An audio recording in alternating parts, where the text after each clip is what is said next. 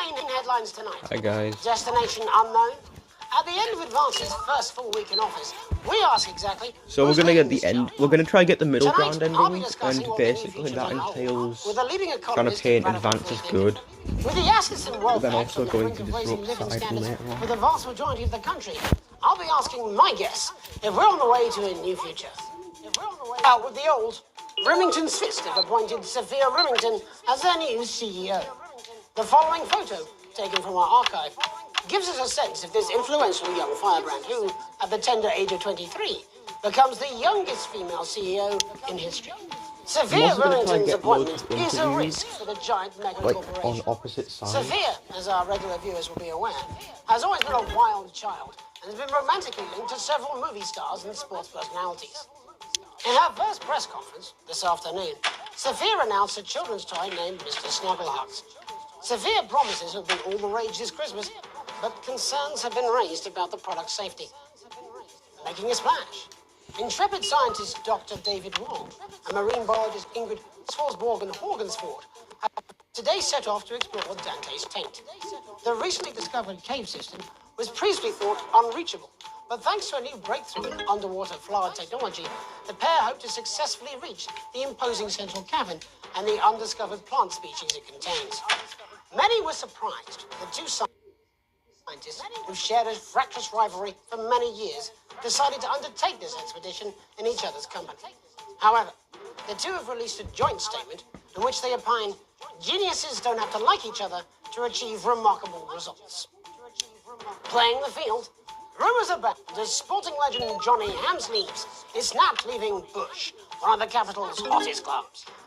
The footballer was caught while out celebrating being named Sports Personality of the Year last week, as reported by this very programme. Johnny is seen here with socialite and performance artiste Tiffany Lamore, whose recent show, Snatched Inside My Snatch, has kept her firmly in the public eye. Could romance be on the cards for these two budding A-listers? And Griever's bodily charm, with Advance promising a radical new position on crime. The one with the police actually paints Advance as bad, and the one with the fist paints him as good. To talk with people who've seen the criminal justice system from every perspective. With more and more people saying they're scared to walk the streets alone at night, could this be exactly the right time for Advance's new approach? All that and mega more for the group of young actors already experiencing the positive side of the new Assets and Wealth Act firsthand. They'll be talking and performing later. That's all coming up on tonight's National Nightly News.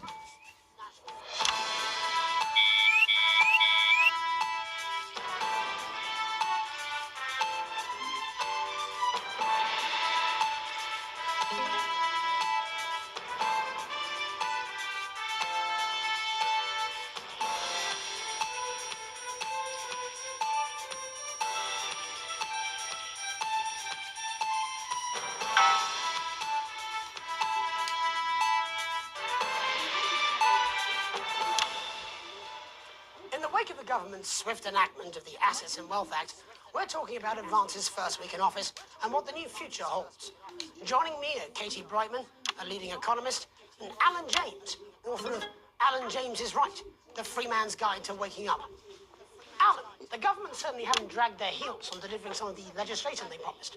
But what does the Wealth Act mean for us? Nothing, Jeremy. We're still vassal slaves, we're just in prettier cages. A confident dismissal there. Katie Brightman, do you agree? I'm afraid I don't, no. I think that Advance have realised that the current economic system of unlimited, unending growth is untenable, so they're changing things up. There I agree with you. They're moving to the next steps in the grand plan. Grand plan, Alan? It's all in my book. Alan James is right, Jeremy.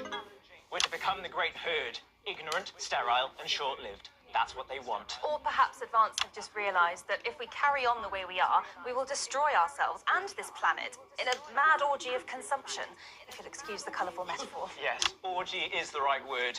Only it'll be the overlords having an orgy on our poor broken backs. It's all in my book. Alan James is... Shamelessly self-promoting?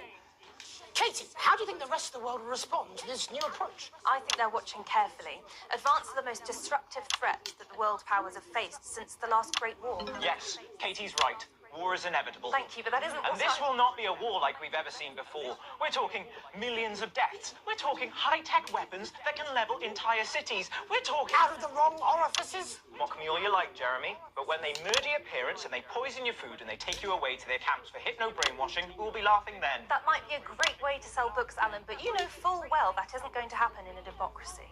Democracy is dead. Yes, advance are radical, and change is always frightening, but the truth is that the Wealth and Assets Act has made more than 90% of the population wealthier and is on target to produce a permanent end to poverty. Bollocks!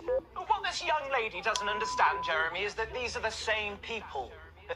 Maybe they've rebranded, but it's all a little circus act to keep us from seeing the tyrant behind the curtain. That's where you're wrong, Alan. For a start, they've mobilised the youth vote like we've never seen before. You say mobilise, I call it grooming.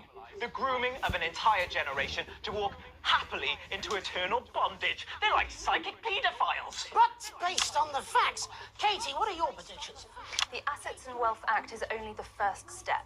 Advance now have a historic budgetary surplus, and as well as properly funding our public services, they're already funneling unprecedented amounts into scientific research and the arts. Or, as I call them in my book, Frankenscience and opiates. Like opiates, see? Can we get back to the issue at hand, please, Alan? This is the issue. It's all coming from the water, the chemicals. They're pumping it full of belief juice. Don't get me wrong, I want to see these changes, but only if they're sustainable. If Advance lose their power after spending half of our GDP on dismantling infrastructure, that could be catastrophic. The catastrophe is that they're succeeding. They've got us sat here talking about their puppet show. All right, we're running out of time. Quickly, Alan, what does the future look like to you? A bleak space where we've all been figuratively sodomized into submission. Of course. Katie? We might be on the eve of a brave new world. God knows we need some change, but we need to be cautious. Let's walk forwards with our eyes open. Two very different visions of the future there. Alan James, Katie Brightman, thank you for joining me. When we come back, I'll be investigating law and order before Megan meets some beneficiaries of the Assets and Wealth Act. That's all coming up tonight on the National Nightly News. 1 minute back. You know, I think that might do some good. I hope so too, Jeremy. How much are you being paid by them, then? Shut the fuck up, Alan. I've never heard so much shit in my life. Well, we'll see who's full of shit, won't we? Alan, I can explain it to you, but unfortunately, I can't understand it for you. Dihydrogen monoxide right from your pores to give you the crisp, brittle skin you've come to expect. New Jus de Cochon will revitalize the appearance of the strength of your face's skin. 41% of women we surveyed said they loved their visible flakes, and 7 out of 10 dentists would recommend it. Jus de Cochon, because we said so. Five, four, three. Welcome back. In our second segment, we're going to be taking a deep dive into the state of law and order in our country. Advance have already tasked what they are calling a solutions team to move this serious social problem to the top of the list. Tonight, we go behind the headlines to meet the people who live with the criminal justice system every day of their lives. First up, we have Gregory Judge, a lawyer who sees the problems close up on the front line. Can you hear me, Gregory? Yes, I've got you, Jeremy. Thanks for having me. What's it like on the front line of the hard face of the cold hand of justice? Well, as you can imagine, Jeremy, we are massively understaffed in this country. We're working every hour we can just to try and cope with the caseloads on our desks. Which must affect the quality of support you can offer. Well, we can barely keep up with demand, Jeremy. There just simply isn't enough being done at a systemic level to relieve the problem. We need more support from ministers. What are you doing? We need change at a structural level, Jeremy. I'm leaving, Greg. Not a good time, darling. It never is it? I'll be at my mother's. Just hang on. Oh, the problem isn't a local one, Jeremy. It's nationwide. Just give me 5 minutes. I'm talking to Jeremy Donaldson. Oh, have you mentioned your affairs? No. Well, the affairs of the Justice Department that we should be concerned about. Hello, Mr. Donaldson. Hello, Mrs. Judge. We need,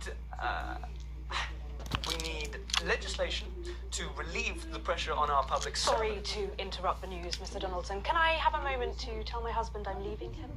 Yes, I totally understand. Quite the picture of a burdened legal sector there. Gregory Judge, thank you for joining us. Next, I'm joined by Police Chief Constable Bob Peel, a man with a very I'm not believe you, Ellen. nation's crime. Do you think there's a problem with the system, Bob? Oh, I'm sure we all do, Jeremy. I am sure we all long for a return to the days when you could safely walk the streets of your community at night. So you feel the streets simply aren't safe anymore? Where have we gone? Looking in, enjoying your neighbours without the risk of being terrorised by some thug with a knife or kosh. So you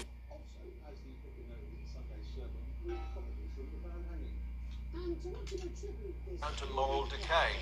We've diluted our culture and lost touch with what it means to be a citizen of this once great country. Also, as the vicar noted in Sunday's sermon, we probably shouldn't have banned hanging. And to what do you attribute this moral decay? Foreigners, gays and gypsies mainly. It's all in the Bible. Look, Leviticus clearly states that...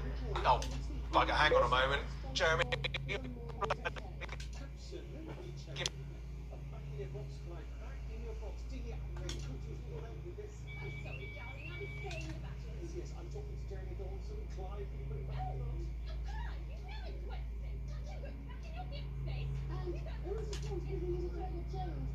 escaped. Delia?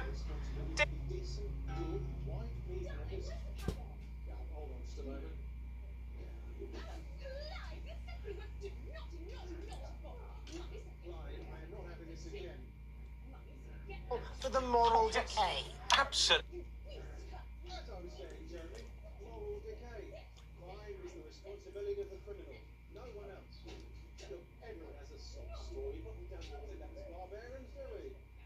And whose responsibility is it to make a change, Bob?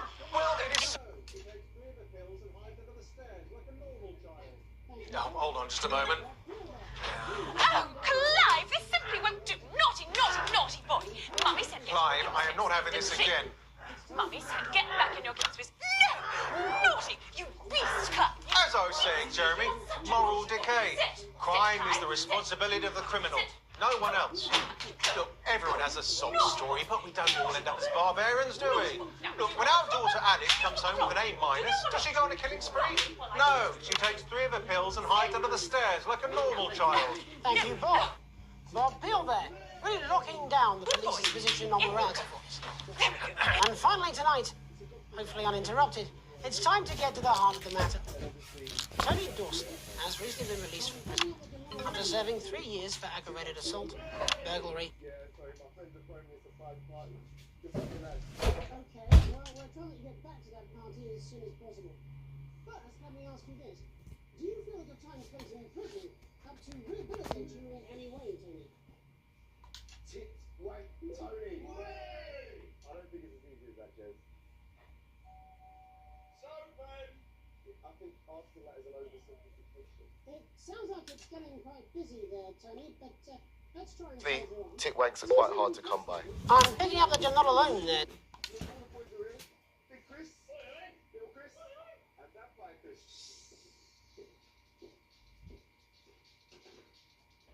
Do you feel that your time spent in prison helped to rehabilitate you in any way, Tony? Tit, wank, Tony! I don't think it's as easy as that, Jez.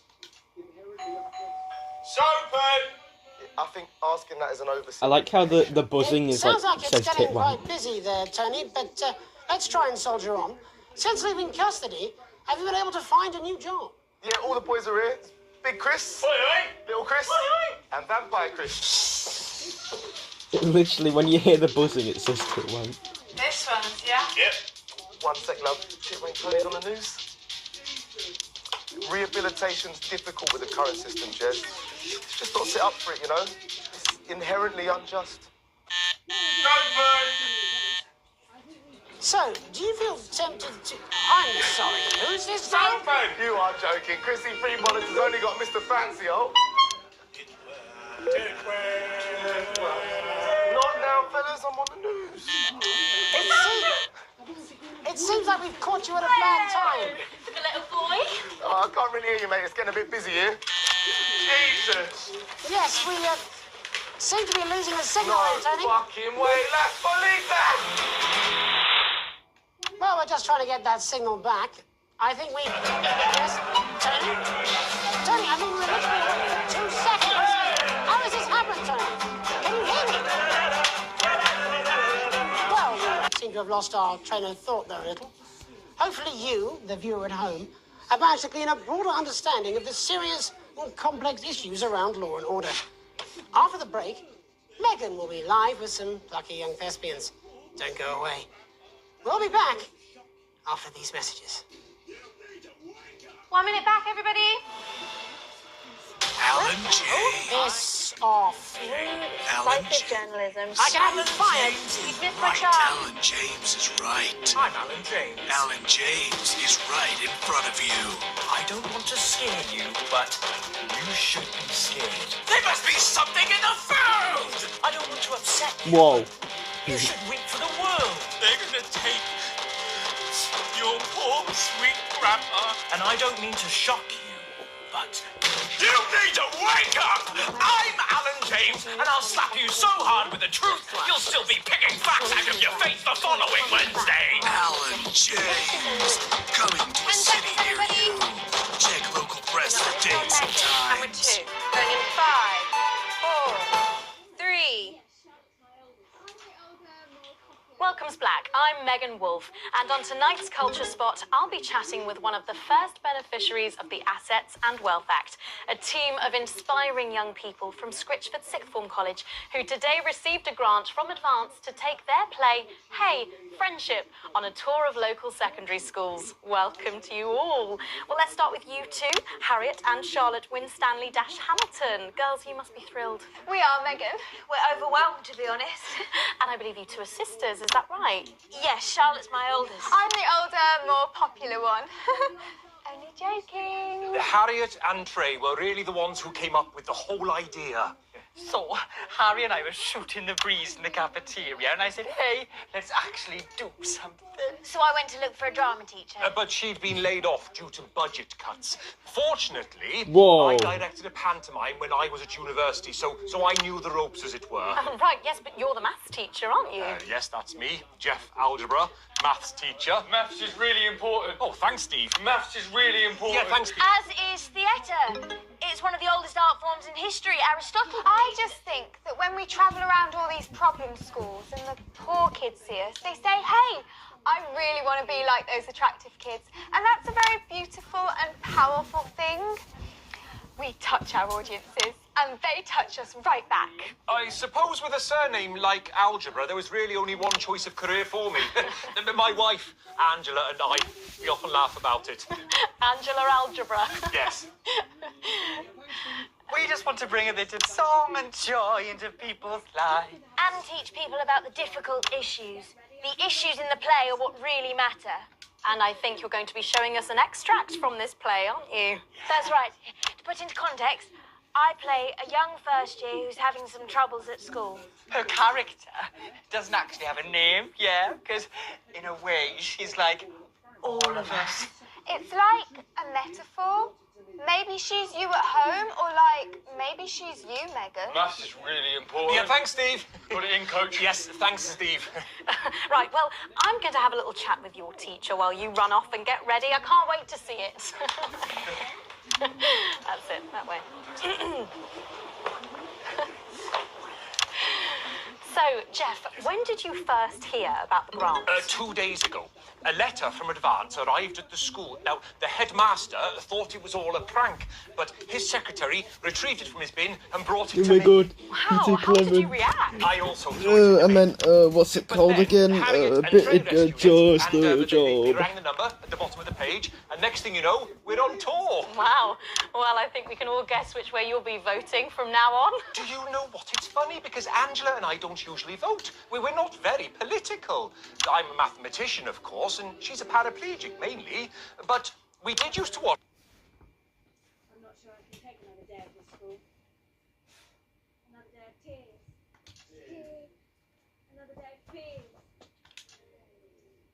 But still I walk the corridors alone. And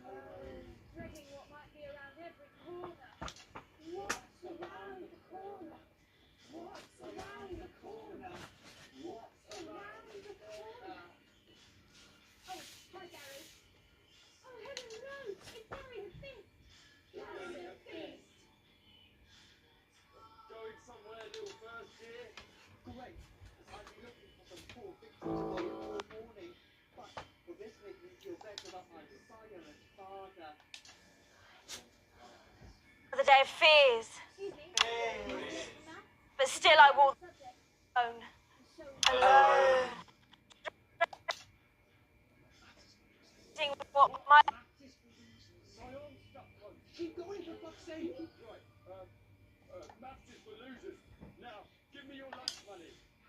Double lunch for me today, but why am I truly happy when I meet him? Not today, Gary the Fist. Great! I've been looking for some poor victim to bully all morning, but will this make me feel better about my violent...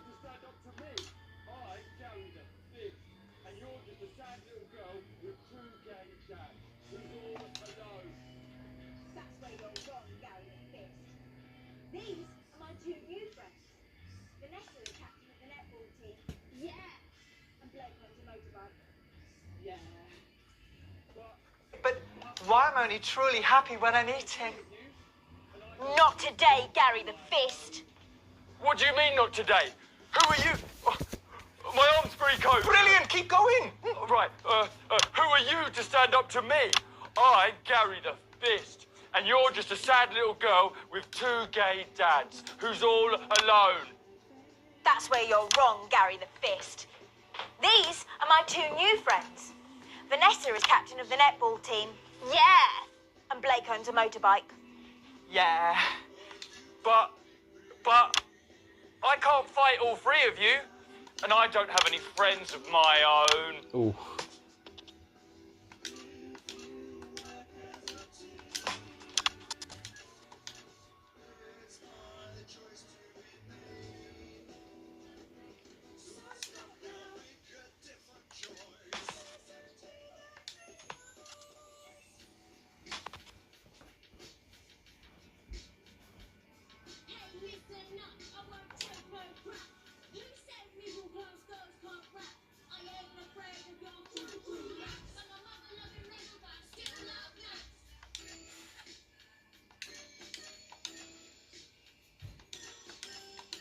Oh, come on.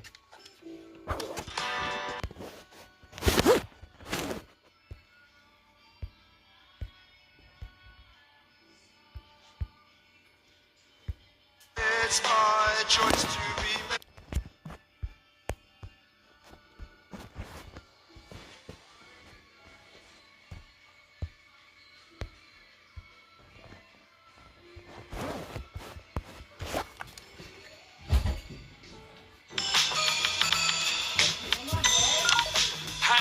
Kids, I'm Gary the Fist. People think that folks like me probably shouldn't exist, but that's just prejudice, and I'd do better if you knew the way that I became Gary the Fist.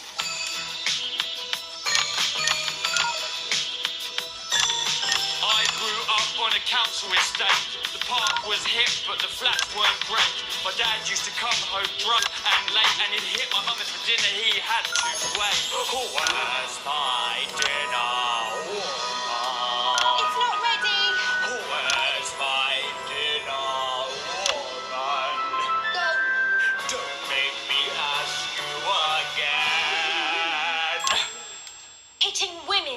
Is wrong. I guess life's pretty hard on a council estate. Life's pretty hard on a council estate. Life's pretty hard on a council estate. Life's pretty hard on a council estate. Life's pretty hard on a council estate. Life's pretty hard on a council estate. Life's pretty hard on a council estate. It's so damn hard on a council estate. Life can be peachy keen. Yeah. If you work as a team. Just work as a team. It's your choice to be me. It's my choice. So stop now, make a different choice. Listen to that inner voice. Friendship! Yes! Ho, ho! Ho! Well, thankfully that's all we have time for tonight on the National Nightly News. Join us tomorrow night for all the headlines from across the country. My name's Jeremy Donaldson. Have a peaceful night.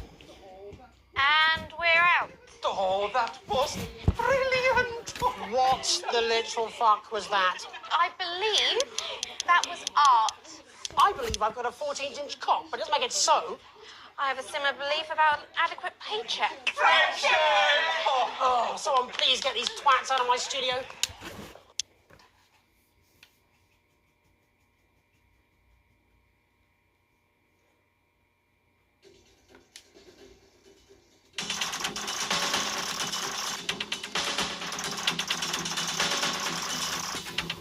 Cool.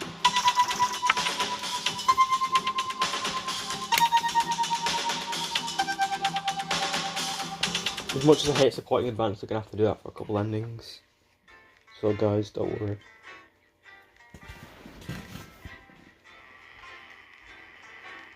I really don't hope that in this game we're gonna have to do a thing where it's like we support Advance for ending A and then we support Disrupt for ending A again.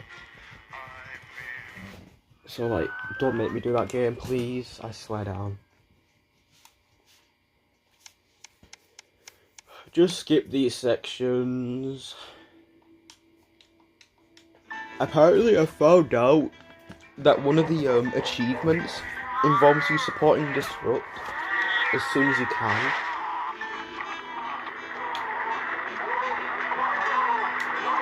That's it.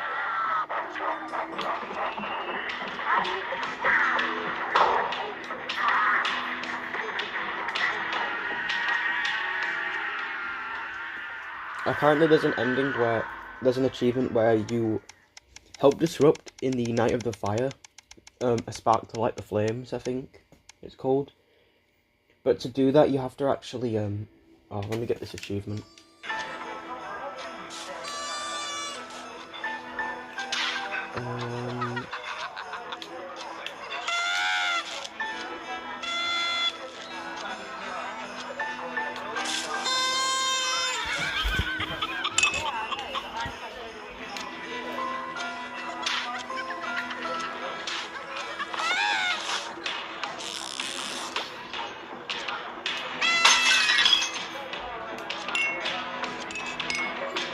There we go, I got an achievement. Just have to get a free achievement. Christmas, that's what it should be called. No wait, Merry fucking Christmas. Anyway, if you support Disrupt, oh my fucking god.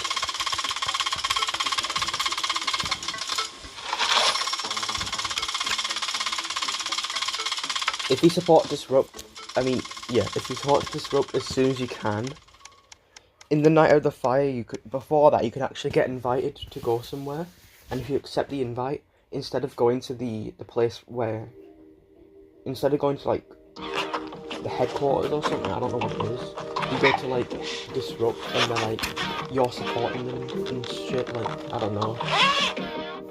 Oh, I'm well off now.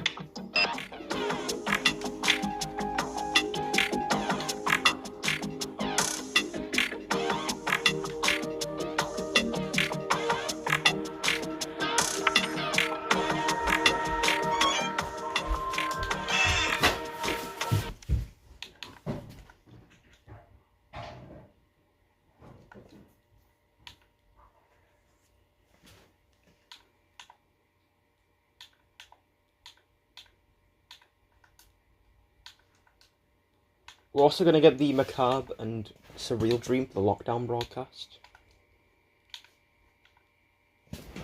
I'm pretty sure that the lockdown broadcast in the Go-Getters advert is, like, the alternate versions are the Surreal Dream and the Macabre Dream.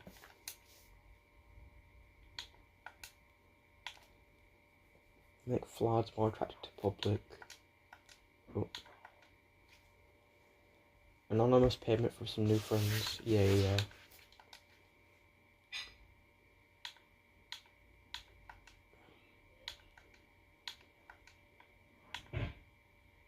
How do you Tommy Harris's career?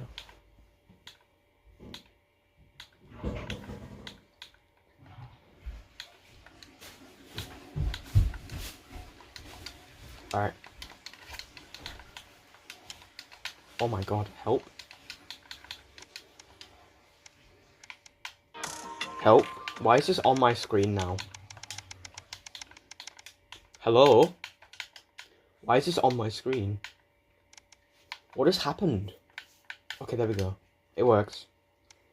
I don't know what the fuck happened there. Permission slip. Ah, okay.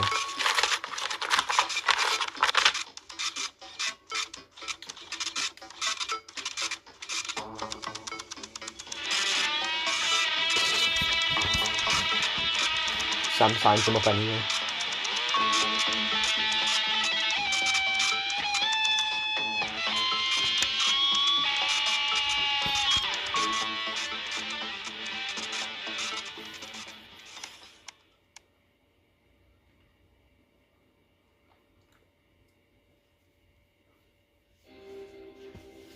Alan James.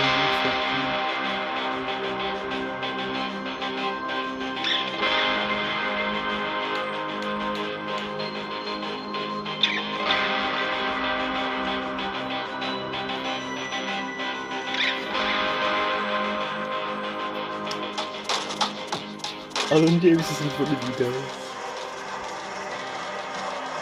What's that noise?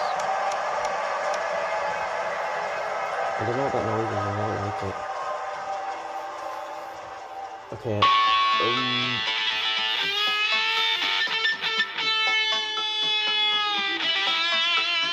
fuck you, bitch. Unfucking believable. I'm pretty sure it's actually possible to not be able to sign him up to go-getters. He's really funny. Like, I think if you have a good enough relationship with Sam, you can actually do it.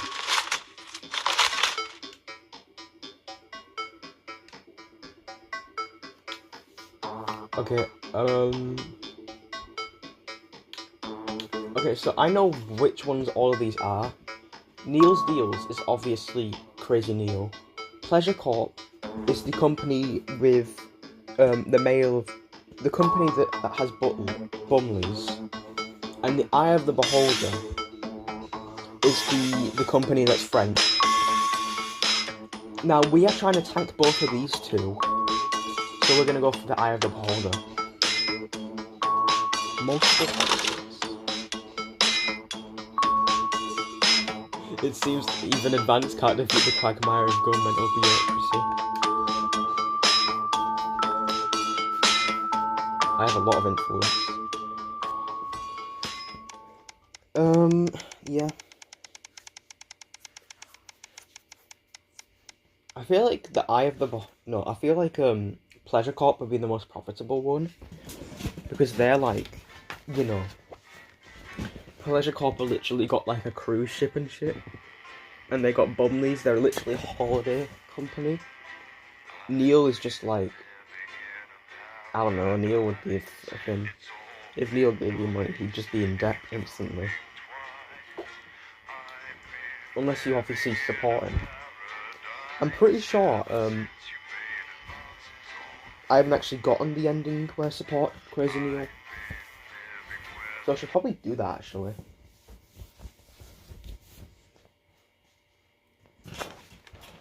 Like, damn, we need to get Crazy Neil back on track. No, not the level.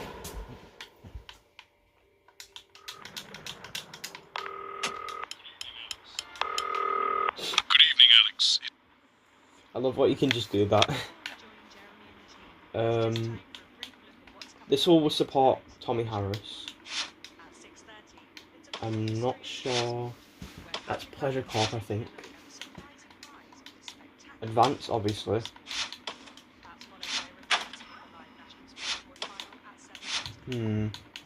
Yeah, I'm not supporting Pleasure Corp. I'm not supporting Tommy Harris. This one's a Channel 1 one. Oh, how's it going with Steve? Why are all men such pricks? That well, eh? Apparently he has a complicated relationship with his mate. No. Sorry, are you saying he chose his imaginary friend in the sky over you? I don't know why I talk to you. It probably is a really awful date. 10 seconds, everybody. Like I said, all of you. Did your personality accidentally slip out? Pricks. Going in 5, 4, 3. Good evening. I'm Jeremy Donaldson. And I'm Megan Wolf. Our main stories tonight. Uncooperative. A mysterious symbol has appeared overnight on thousands of buildings throughout the capital. Tonight, in an exclusive live interview with Prime Ministers Julia Salisbury and Peter Clement, I'll be asking what this mysterious symbol might mean. After 3 months of record-breaking approval ratings, could this be the daring first move of a silent resistance movement? And what would that mean as we go into the future? A house divided. Trapped in Dante's taint for more than a month now, embittered doctors Ingrid Forsborg and Horgensvoord and David Wong announced today that they're considering 2 possible options to end the growing tensions. Since splitting into 2 opposing camps on day 4 of the expedition, relationships between the factions and their leaders have only worsened. Dr. Wong's team have successfully prototyped what they're calling shanks of deterrence, while Drs. Forsborg and Horgensvoord claims to have fashioned a deadly toxin for the tips of her group's spears. I certainly wouldn't want to knock over their test tubes, Jeremy. LaBeouf avoided. As the last Mr. Snugglehugs is found and destroyed, we ask, how could we have been so blind? Fortunately, this station wisely chose not to advertise Mr. Snugglehugs, and the subsequent disappointing sales turned out to be a miracle, as only 7 children were horribly injured. That's still better than like How one. much worse could it have Still been? terrible, Thankfully, we'll never know. Julia Salisbury, who mobilized numerous government resources to recall the product immediately after the first blindings, said today that the new advance mark, which must be earned by all new products, would be a 100% ironclad guarantee of safety and quality. Table Why is he not moving at all, Johnny by the way? Hanslees and Tiffany Lamour were spotted having a private moment out at lunch today. The popular couple have certainly been on a roller coaster since they started dating late last year, and this image is sure to place them firmly back in the tabloids. Johnny's secretive hospital visits have had the rumour mill churning. I think it's safe to say that they're not looking at his school report. Is his once celebrated role model about to become the bad boy of sports? And radical ideas. In an attempt to put the Mr. Snugglehugs disaster behind them, Remington's Fist CEO Sophia Remington today announced a surprising new project that already has the markets raising an eyebrow. Known for taking risks and bold strategies, could the adventurous CEO be leading the business giant down a dark alley, or taking it to a new level of success? We understand the Mobile Orientation Operational Burrowing Service will be a new So do they international have to do travel 2 different system recordings based around for the each of construction these of a major headlines? tunnel through the centre of the Earth. Sophia Remington claims it will make travelling from one side of the world to the other the matter of an afternoon. Geologists are concerned about the implications of digging a hole through the planet, while flat earthers claim it should be quite easy. With that exclusive Prime Ministerial interview coming up later. And our very own Patrick Bannon live at the first annual Sports Board final. You won't want to miss a second of tonight's National Nightly News.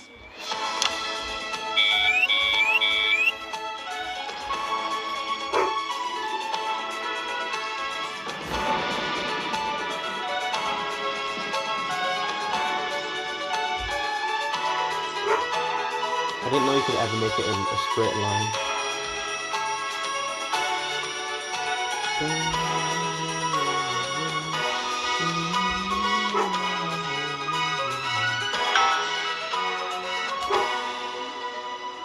But first tonight, while Advance is certainly proving popular with the majority of the country, who've seen their wealth and standards of living increase considerably, for some, the transition has not been as pleasant. That's right, Megan. The formerly aristocratic members of our society have had to make major adjustments to come to terms with the new regime. Robin Short is in suburbia investigating rumours that these previously privileged people may be planning some kind of protest. Robin? Thanks, Megan. I'm here in moderate Hatchings to talk to Wentworth and Penelope Somerset Bentley, who were relocated to the house you see behind me after Advance passed the Assets and Wealth Act on their first day in office. Tell me, how are you settling into your new lives? Well, quite frankly, Robin, we're not settling in at all. Our neighbours are whitewatters. It's simply untenable. I hope you'll forgive my language, but it's as steaming as a Wednesday hatch basket with too much spatting. Steady now, Penelope. Sorry, Robin, my sister's under a lot of pressure. She had to dress herself this morning and she still hasn't quite recovered, Robin. No. My goodness, that must have been quite a shock. She really struggles with women's, Robin. Well, at least you've been rehoused in a nice big house. Big house? This grubby little gadder spatch only has one staircase. And the breakfast room and the dining room are the same bloody place. Shut up. Imagine that. Having all one's grub in one room. One room, Robin. So what would you say to the people that feel that your family has had it far too easy for far too long, and that these redistributions are both fair and just? I hardly think we've had it easy for fuss's sake. Only one of our swimming pools was even heated. But realistically, what can you do? Well, you've asked the right bloody question, Robin. Thank you, Wentworth. I wasn't the youngest ever editor of the Swinstead Middle School Inquirer for no reason.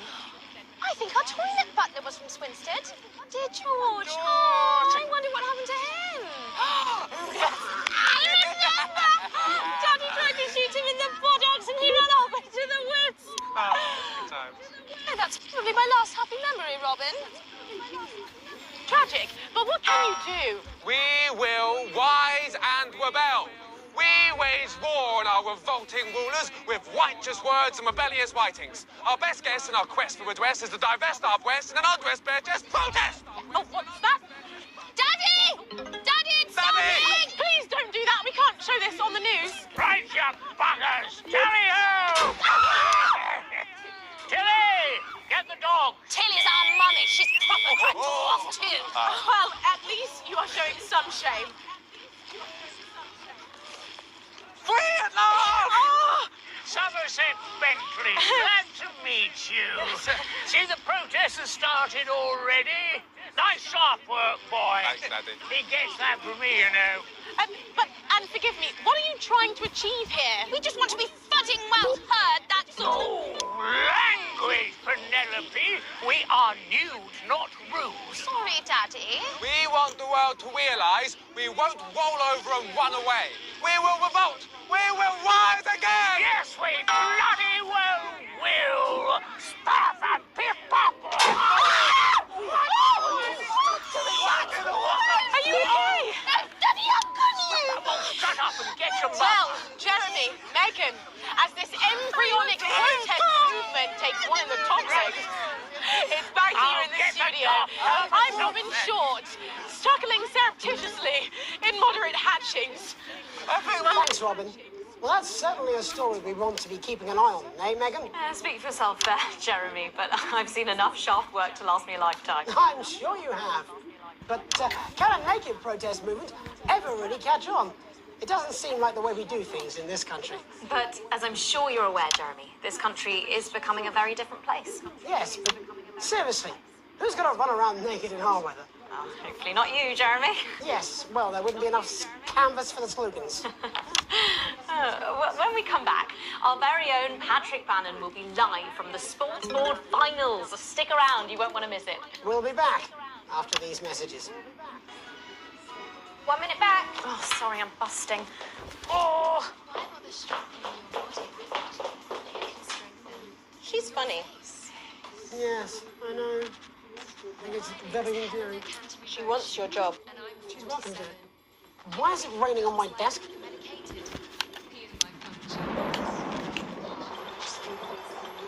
Fashion, your face can never be too strong. New Jus de Cochon will revitalize the appearance of the strength of your face's skin.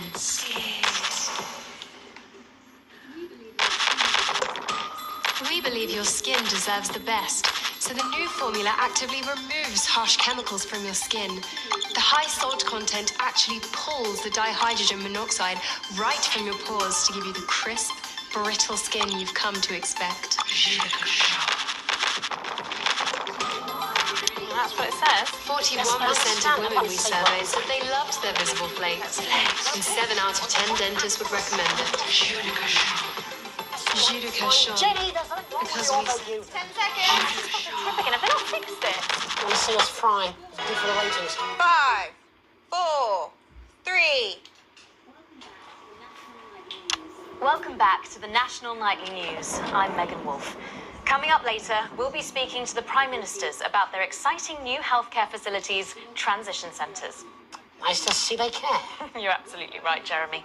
But first, We're going now to our own Patrick Bannon, who's reporting live from the finals of the new game that's gripping the nation, Sports Board. Patrick? That's right, Megan. You join me live here for the final of the first annual Sports Board Championship. It's been a hotly contested competition so far. I think it's fair to say these two have been dancing around each other all season. First up, we have Eddie Striker. She's the more experienced of our two players today. Striker has got an accuracy of 7, a danger rating of K, and a 12-month driving ban. Striker's known for her signature move, the Orangi Hamster. And facing her tonight, hoping to prove himself with a career record of 12 outs, 14 finishes, and a divorce pending, is Mr. Wingspan himself, Tommy, the Fingernail Harris. Just waiting on the ref now. The slapping ceremony is taking part. Still going on. Striker go first. Striker, of course, first to start, as she won the trivia round earlier on by some margin. Deep robe. Harris, perhaps the brawn and not the brain. Stupid. Eddie Striker. Nice start there from Striker. She's determined not to let the nerves show. Not after last time. On to Mr. Harris now. Tommy. Using his arm to pick up the ball. Not a bad shot there from Harris. Back to Striker for shots number 3. All right. She's gone to sort of throwing under her legs. Not bad, if you ask me. Was that contact? Don't know why. To Harris. Bit of business with the ref, but it got sorted out. Back to Harris now. A ball in the hand is worth 2 in the bush. Football. Move back. I'd say that's fair, but what do I know? Oh no, and Harris is not going to be happy with that. So really not a good start there for Tommy Harris in round 1. We can only hope that round 2 treats him a bit better. But first, of course, after the argument with the ref section, it's time to change ends. Now we have the ceremonial changing of the ends.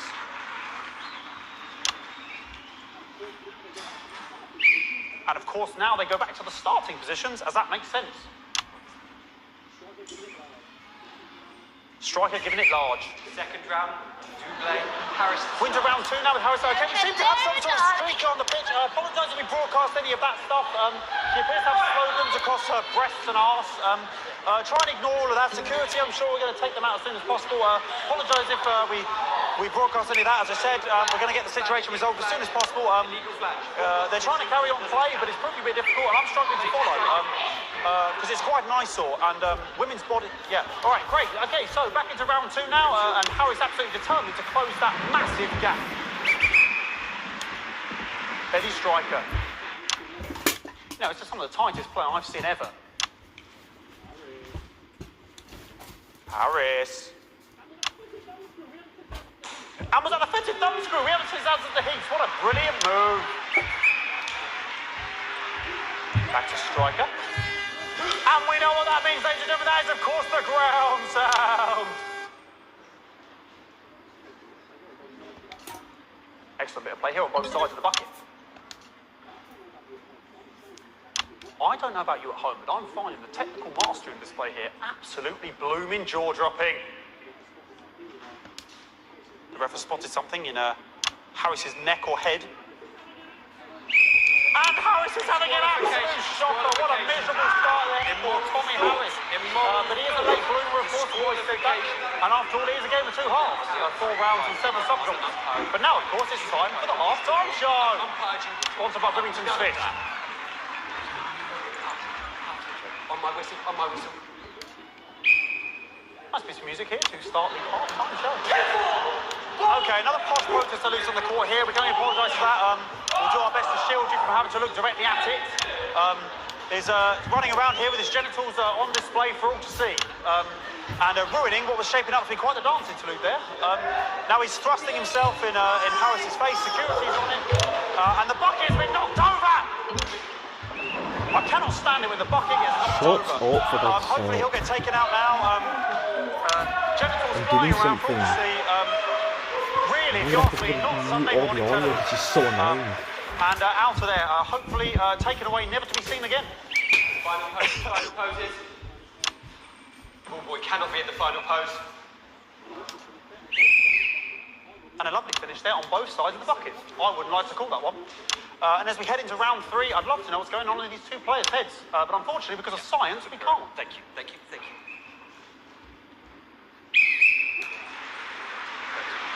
Not bad. Well, that ball boy's giving me the eye all day. I don't know what's going on there.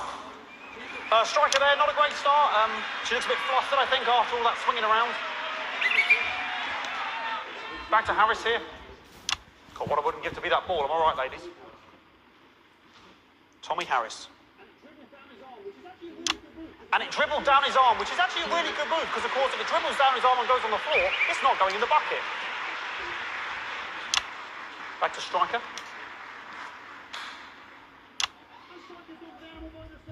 And striker's gone for the animal bonus there, but of course, perhaps... And yes, Harris has counted with a tiny bell. That is wonderful play. Of course, we've seen that before.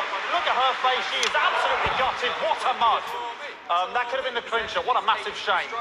Harris receives possession now. Harris to serve now.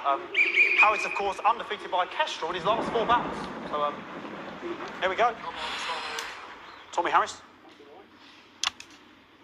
That's all right.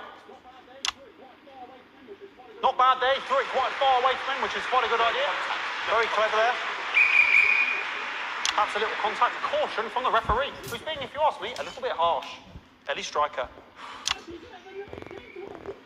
And she's let the nerves get to her. What the hell was that? You hate to see it, don't you? You cannot believe it. Oh, for God's sake. Okay, like, I mean, this is a mess now. I don't know what I can be doing about this. I mean, sort of breasts and genitals full to see. I mean, there's only so much we can do. They're sort of everywhere, aren't they? All right, I'll try and carry on. The players are trying to carry on, but of course it's difficult because these protesters, hopefully we can get them taken off soon so we can carry on with the match. Nonsense is going on here. Yes. We want our money. Yes, very good. Take them away. Bloody wasters. Absolute wasters.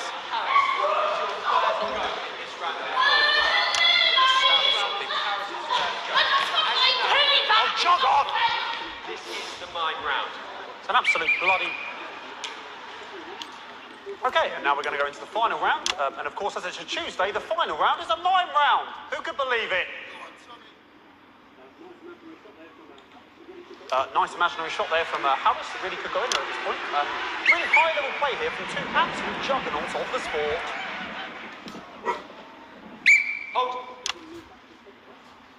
The bucket getting moved back to its proper place. About time, if you ask me. She's juggling it around from her hands. Interesting. And she's put it in her mouth like as if it was an egg. And now she's and she's spat it out. She did the egg spit. So a wonderful move there, quite late on from striker. But she's in it to win it. Harris's ball. On it, like a car bonnet. Tommy Harris here, having a bit of beef.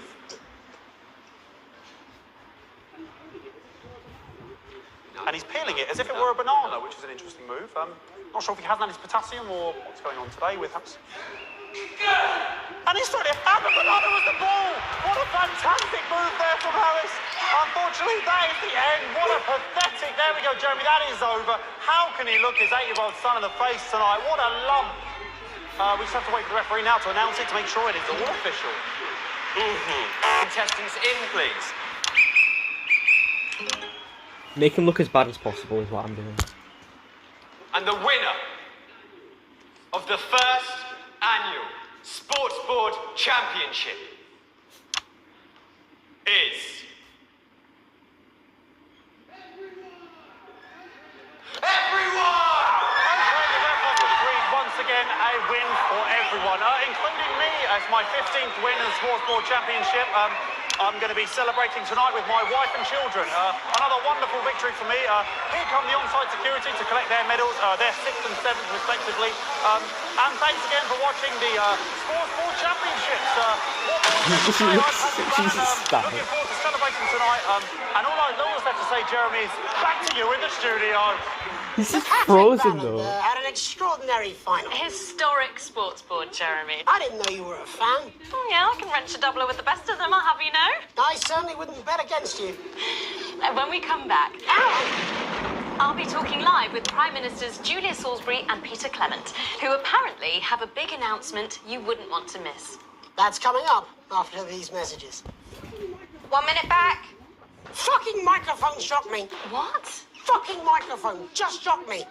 Where's that sound guy? An Easter extravaganza! We're gonna give you crazy bed prices. You want just a mattress? We're gonna ship them there one down in. And we don't mean a little like Bristol. We mean soaking bed, taking up space. This has got a crazy feel of an Easter Neil deal.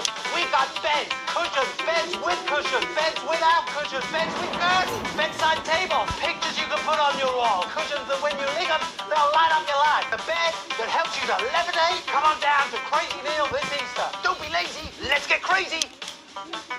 You want to sleep on your lawn? We've got flower beds. We have even got shrubbery. You want to sling a hammock? We'll put it in the trees for free. You need a sleeping bag. We've got men's sleeping bag, boys sleeping bags, couples sleeping bags, sleeping bags. You can sleep it upside down with just your feet out. We got beds you can sleep on your back, head. You got piles. We got cushions for miles. Michelangelo spent all his time on the back page because he couldn't afford it. And we say we're going to come down on Come on, don't do that to the They're camera. going to look flatter than an elephant in a pancake throwing competition. It's an Easter deal. We need a deal. You want to come down and armor it for me? 5,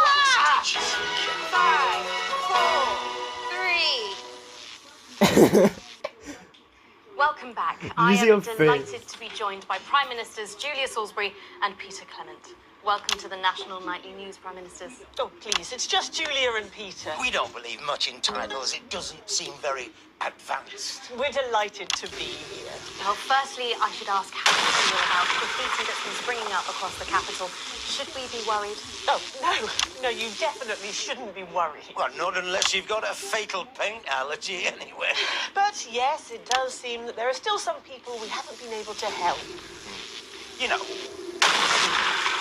People who get to benefit from the many advantages of the new future.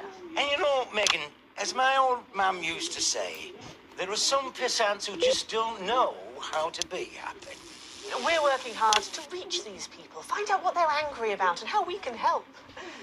The door to my government is always open. Someone's dripping on me. But we didn't come here to talk about what may yet turn out to be some alternative arts project. Which we no doubt will have funded. When we want to talk to the nation about something far more exciting. Yes, your office briefed us that you have an announcement to make, but they were being surprisingly secretive about it. Let me ask you a question. Okay, it's not usually how it works, but... What scares you? I mean, really scares you? It's death, Pet. She's talking about death. We're all afraid of our deaths. It's part of being human. Sorry, are you saying that advance have cured death? That'll be a vote winner. Yep, that was definitely a drop there. But while we may not have cured death, we hope we found a way to make it much less scary. And much less painful and much less expensive. Look, which is me close-up camera, Oh, Pet? sorry, it's camera 4 right there. When I was 13, my mum came and got me from school. He had to go to the hospital. My granddad, he'd collapsed that morning, so we'd all to say our goodbyes. And I went in to see him. We were all frail and pale. And I was scared because I'd only seen him the week before, and he'd been fit as fiddle. And he said to me, Peter, he said, it's the right time. I don't ever want to be a burden to the people I love. Was that the last time you saw him? Nope. 3 days later, we were back home. He lived with us for 9 miserable years after that. He had to be fed with a rubber spoon. He had a commode, so he'd just take a shit right there in the lounge while we were watching football. He wouldn't even wait till half-time. That sounds... It was awful. It were awful for us, and this is the point. It were awful for him. They could see it was destroying me, man, watching him slowly fade away. And he would beg her to turn off his breathing equipment at night, but she couldn't. Or she wouldn't. It were a crime, you see. And she didn't want to lose the children, as well as her old man. No family should have to suffer like Peter's did. And now no family will have to. The health service is today opening the first of 300 new transition centres. The transition centres will handle everything for your last days. The legal, financial, medical and emotional costs are all catered for and paid for by the government. So even the poorest citizen gets to pass on with dignity when they choose. And that choice is important. This is a service only for people who choose it. For people who feel they run their course and don't want to burden themselves or their families with a slow, long, humiliating decline. It's an This microphone pack has just given me electric shock. Are you okay? I don't know. I think it fried my asshole. We're still on the air, Peter. Yes. Sorry. My apologies. Oh. Are you not worried that this new system might be open to abuse? In what way? Sorry, I've got a sense again. Can I get a little bit of help here, please? That the older generation might feel somewhat... Jesus, a road-shell face, fucker! That one was massive. Right, no, this bastard's coming off. That the older generation might feel somewhat coerced. Coerced into spending their final days eating gourmet food and drinking fine wine and luxury spas and gardens. Look, I am perfectly capable of... Oh, fuck! My grandmother with a rusty twat! Prime Minister, please watch your language. Yes. For fuck's sake! Go get yourself sorted out. Right. We're launching a government information film tonight. It should tell your viewers everything they need to know. You really do move at a breathless pace. It's hard to believe you've yet to be in office a year. Oh, Megan, we're only getting started. And on that note, thank you both so much for being here. Jeremy. Right, yes, that's all we have time for tonight. Thank yous go out to our guests. Congratulations to all the winners at the Sports Board Final. And we'll see you tomorrow night at the same time. My name's Jeremy Donaldson. Have a peaceful night. And we're out. Good job, everybody. So they just... I don't suppose there's any way this could be a good thing. It's my nephew, so we transitioned along not the link. Oh shit, the fucking... There we go. Sorry guys. Didn't even notice. I think it's lockdown now. I don't remember. It might be lockdown. Then after that, it's the silence. Then it's thingy. It's the sequence, guys. It's Heatwave. There we go. With a rusty twat basher. What? Why is Disrupt on our side now? Oh, that would be a good thing for the ending, will it? Like, if they're both positive or both negative, it means that they're neutral.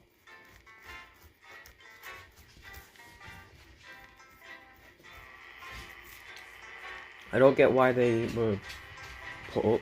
Is it because I accidentally put the wrong add-on? I mean, you know, like I put the wrong headline, the bank one, which I thought was more negative. We're a rusty twat basher. Forgot about that man. Alan James is great. In front of you.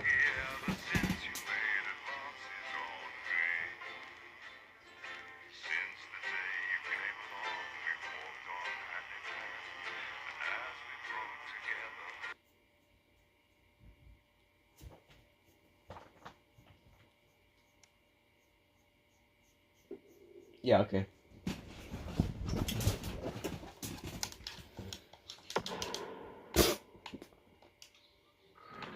That's so funny.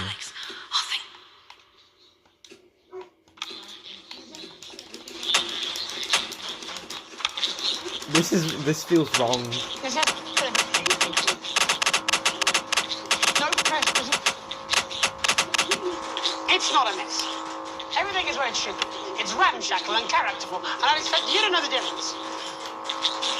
Of course Megan's place looked lovely, but I can't see it, can I? Thanks, Jenny. How's lock-in with the boyfriend going? Decided to take his chances on the wild streets, eh? Rather than endure another romantic comedy. Jeremy, Jenny says your hair looks stupid. Yes, I can hear her. She says she's not talking to you. Yes, I know, I can hear her. Shall I count us in? Make it so. Okay, 10 seconds. Break a leg, everyone. Preferably a furry one. 5, 4, 3... Good evening, I'm Jeremy Donaldson. And I'm Megan Wolfe. Our main stories tonight. Snugglefuck? It's been almost 5 weeks since all the Mrs. Snugglehug's toys woke up simultaneously in factories worldwide and began searching for their husbands. The Mr. Snugglehugs were so I'm gonna go for the short-sightedly surreal destroyed. dream. And now, as this photograph suggests, they may be changing tactics. Built to surprisingly traditional gender stereotypes, the Mrs. Snugglehugs have been arming themselves with a variety of household implements. All the more reason to make sure that cat flap is taped up good and tight.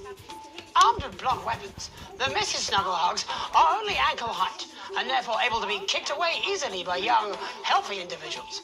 They do, however, pose a particular risk to the elderly or those with pre-existing medical conditions, like fatal bruise syndrome. Going stir-crazy, with no signs of Mrs. Snugglehug's batteries running out, and the government lockdown now in its 31st day, domestic relationships across the country are taking some unexpected turns. So to get the surreal and macabre dreams, you want to hit the ones that are black and pink. And we're not Pink talking is about the surreal, model black planes is that dark, occupy so much macabre. time in the Donaldson household. In response to a nationwide lack of toilet paper, which was, of course, raided by the Mrs. Snugglehugs to construct their vast hives, many of the nation's adults have turned to a more childish solution, or at least that's their excuse. Transformation. Popular 7th Street Johnny Handsleeves, who has recently been suffering with his health, sent us this photo today, presumably in a pathetic attempt to stay relevant at a time of global crisis. Since receiving his test results, things in Johnny's life have taken a surprising turn. He's certainly using the lockdown to reinvent himself. It seems that rumours that Johnny has been ill were just that, and that he has, in fact, developed superhuman powers. Renaming himself Captain Ham, he is pledged to fight crime, mainly in the agricultural sector. The shape of things to come? In their own version of a lockdown for more than 45 years now, the descendants of Doctors David Wong and Ingrid Sporsborg-Horgensvoord and their unfortunate team today managed to get a personal statement to the surface using marginalised imaging equipment. Many of the Sporsborg-Horgens brood, as they've come to be known, have certainly captured the public imagination, with a recent vote naming Helvetica Sporsborg-Womansvoord the most likely to survive a massive electric shock.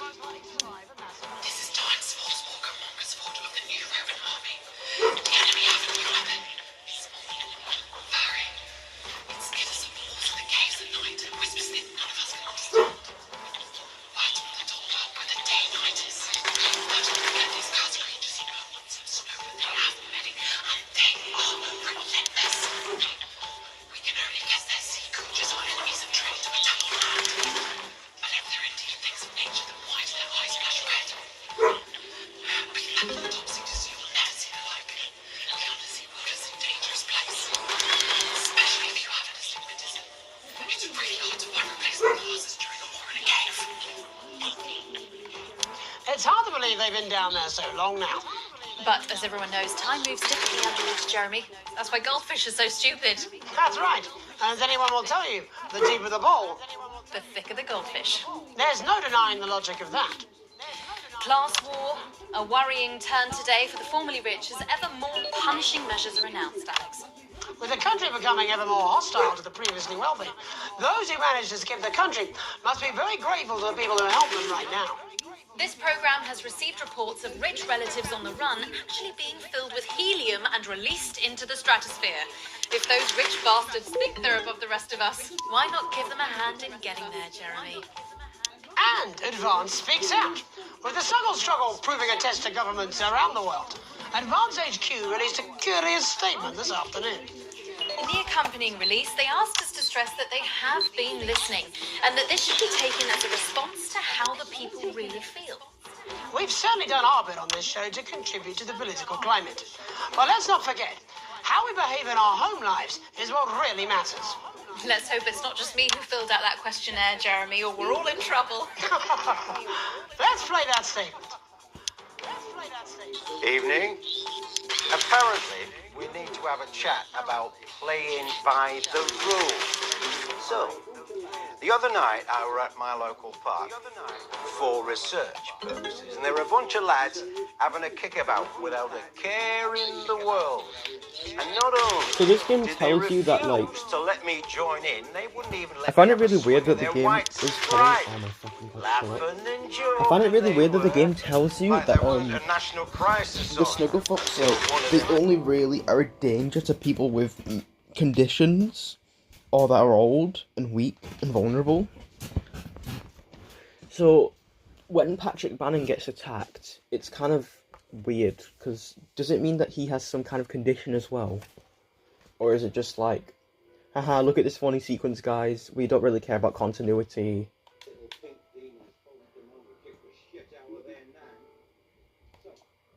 Little pink demons followed them home and kicked the shit out of their nan. So, I've got two things to say to you young, fit folk. One, stay at home. It's not for you.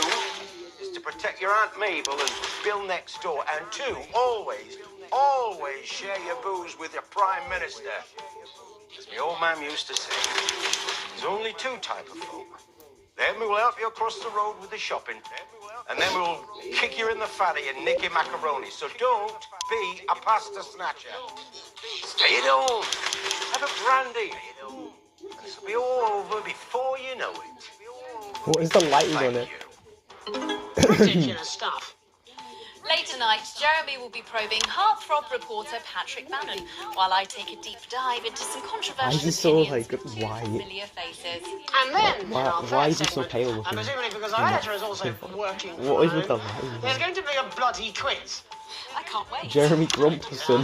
And in a moment, Jeremy Grumpelson and I will be asking controversial CEO Sophia Remington where it all went wrong.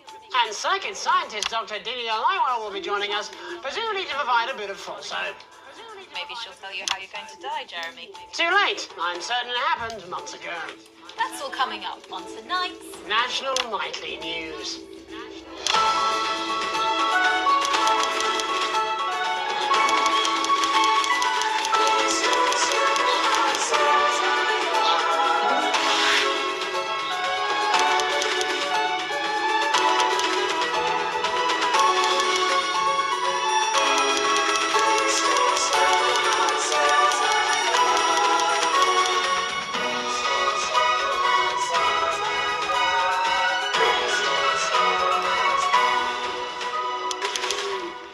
First tonight, how do we get here? Where are we going? And most importantly, who's to blame? Joining us San from her villa on the Palmerino. island of San Palmerino is CEO and socialite Sophia Remington. Thank you for having me, Megan. I am loving your hairdo, babe. And from her crystal healing laboratory in what I assume is a garage in Lower Uppington, Doctor, it says here, Delia Lywell. Thank you for inviting us on your show. Us? Don't. Miss Remington, your choice of rampaging across the developed world, your company is worth less than my annual salary, and your country's president recently called you a national disgrace. Have you taken your eye off the ball? Oh, honey, you're so cute when you're angry. The thing with you folks over there is you have an island mentality. You can't see the bigger picture. So, what is the bigger picture? The bigger picture is lithium batteries. Our toys have been running for upwards of 71 days now with no signs of them slowing down whatsoever. Imagine what that means for the future. It means we don't know when the hell this lockdown's going to end, doesn't it? You don't seriously believe Remington's fist can survive this? Lithium batteries are gonna change everything, tiny ogre. They're gonna power our new transport system, make technology portable. Hell, they might even take us into space. How can you make them with everyone at home? Oh, don't you worry about that. Thanks to the work of thousands of tiny hands, they're already pouring off the production line. Times are good for Remington's fist. But surely you have no future. Excuse me, hello, yes, Yes, if we might, this is our area of expertise. What, multinational economics? The future, Mr. Donaldson, to which we are all connected. Yeah, okay, I'll buy it. Why not? There's clearly nothing better to do. So, what does your scientific process tell you about the future of Sophia Remington, Doctor? We see her on a balcony. Foreign soil, but not foreign land. An age will pass. Fascinating. Wasn't it just? Delia, you are amazing. We have to fly you out here to the island to do that for my guests. They're gonna love you. Unfortunately, all flights are grounded because of your tiny, deadly stowaways. Not all flights, honey. Dee, call me. And you, Maggie. The more the merrier. Bring your swimwear. Miss Remington, you seem completely ignorant to the seriousness of the situation. Do you take any responsibility at all for the global crisis? Careful! It's a trap. It's not a trap. Why are you helping her? She seems fun. You bet your ass I'm fun. Please answer my question, Miss Remington. Listen, are lithium batteries the most incredible invention the world has ever seen? Probably yes. But, in fact, who am I kidding? It is definitely yes. But will they last forever? One day, all the Mrs. Snugglehugs will just stop. It'll be like a miracle. And then we can all go back to the grand tradition of buying products again. Because I really don't mind telling you this, it is really hitting our bottom line. Except for sponges. We seem to be selling an assload of them. Dr. Lywell, do you have an indication of when or how this might end? Well, it's not an exact science. Not even a real one. But our senses tell us that there will come a day when there will be clouds in the sky, the grass will be rich and verdant, the birds will sing at dawn, and that shall be the day when we walk forth again. I find that strangely comforting. That could literally be any day. Well, let's hope it's soon. Clouds, grass, and birds. That's literally every day. Let's hope it's not too soon. I'm kind of hoping we can make it to the 100 days. It sounds good on a commercial. Besides, if it lifts now, the children will have to go back to working normal hours. Well, let us ask the eminent professors for 100 then. No, let's not, eh? I'll drink to that. Stay strong and party on. Sophia Remington, Dr. Delia Lywell, thank you for joining us. When we come back, we'll be reaching out around the country to see what's really happening out there. Don't go away. We'll be back after these sandwiches. Wait, Oh, she's she's a talking about sandwiches. Hindenburg-sized fuck-up. I mean, she's fun at a social level. I wouldn't want to be on her board. Christ, no. It's the extra exciting festive Yuletide Easter extravaganza. This is another chapter from Crazy Neil's Wit and Wisdom, and I'm reaching out through the lens of this camera to say, buddy, if you're listening, build a better life for yourself. You want crazy? We got crazy. Crazy deals. People ask how I got started in business, and I gotta say, hats. I used to own an entire range of butt lift clinics. Didn't work out so well because we gave ladies more of a hunch look, and that wasn't popular. I used to have a ventriloquist act. I cheated, rather, because I trained a dog to talk. You can get down on all fours and yap like a dog for only $22.99 a month. This is a deal with Neil appeal. As the astronaut once said to me, I had a mission. Sometimes you're the alien, and sometimes you're the cow. I don't want it getting back to him that it came from us. Hey, dude, get off my wife. No, Jenny. They You're wanted not to backing out increase on me now. recruitment for Bring nuns. us together. Nuns with buns, nuns with guns, nuns with sons. That one didn't go down so much because apparently they're not supposed to have sons. I've got no idea how old Crazy he Bob is. here to make your life a little more enjoyable. Namaste. Yeah. Okay, coming back. In 5, 4, 3. Welcome back to the National Nightly News. Welcome back to the National Nightly News. Now it's time to take a trip around the country. Now it's time to take a trip around the country to hear how the lockdown might impact places. Joining me are respected academic Katie Brightman and author of Alan James's Kites, Alan James. Thank you for joining me. It's a pleasure. Thanks for having me, Megan. Thanks, Megan. It really is a pleasure, Katie. I enjoyed our little heated encounter. I wish I could say the same. So first off, Katie, how are you coping? I'm holding up okay.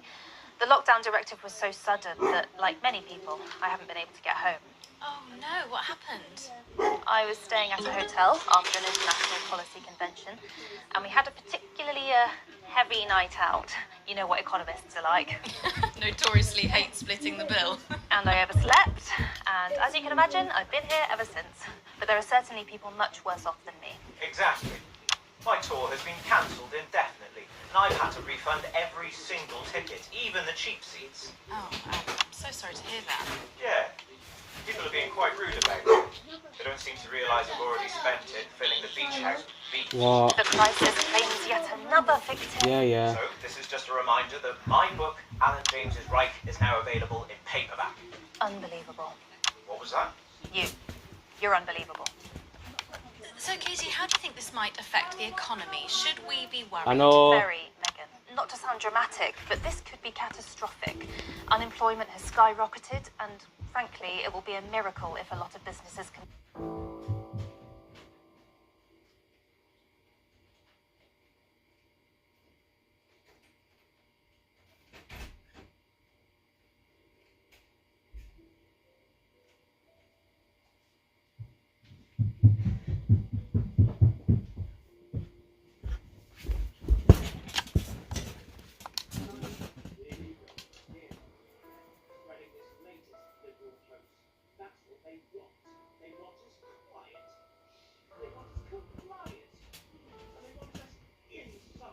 survive this. There you go, scaremongering again, spreading this latest liberal...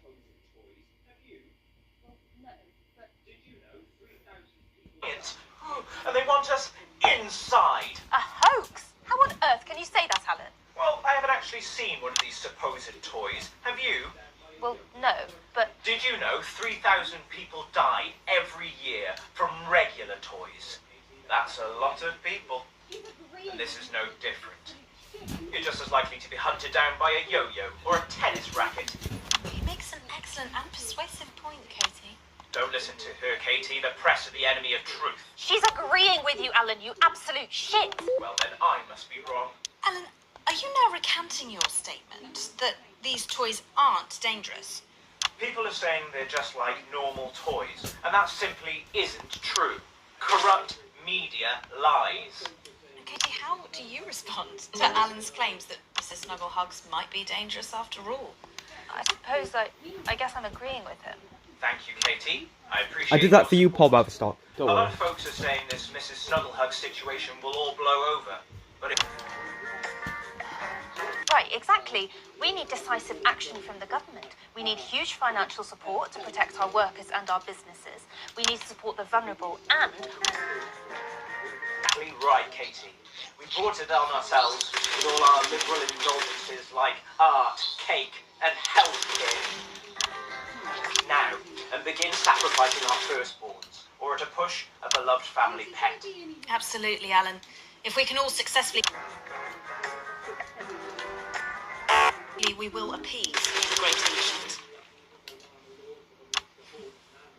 Katie, could it be any worse? Years under advance, they've invested heavily into health, so the system can actually bear the strain. Is it lucky that the Llama Lords have unleashed a horde of man-made monsters on its own people to conceal the enemy within? Will you just stop for 5 fucking seconds? The Global Alliance of Fish People are amassing an army...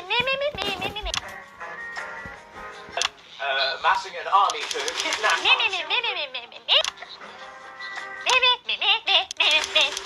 I would be interested in this.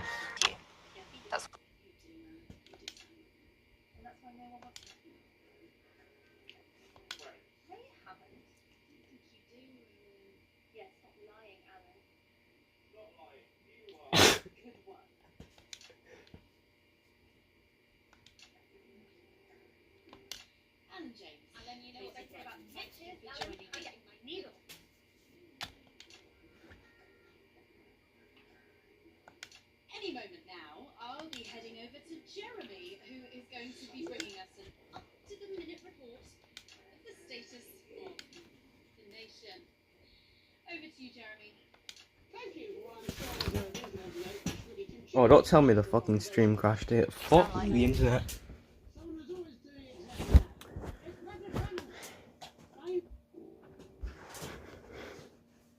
Hello?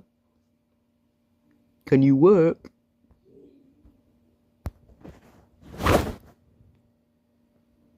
Alright, fuck you, bitch.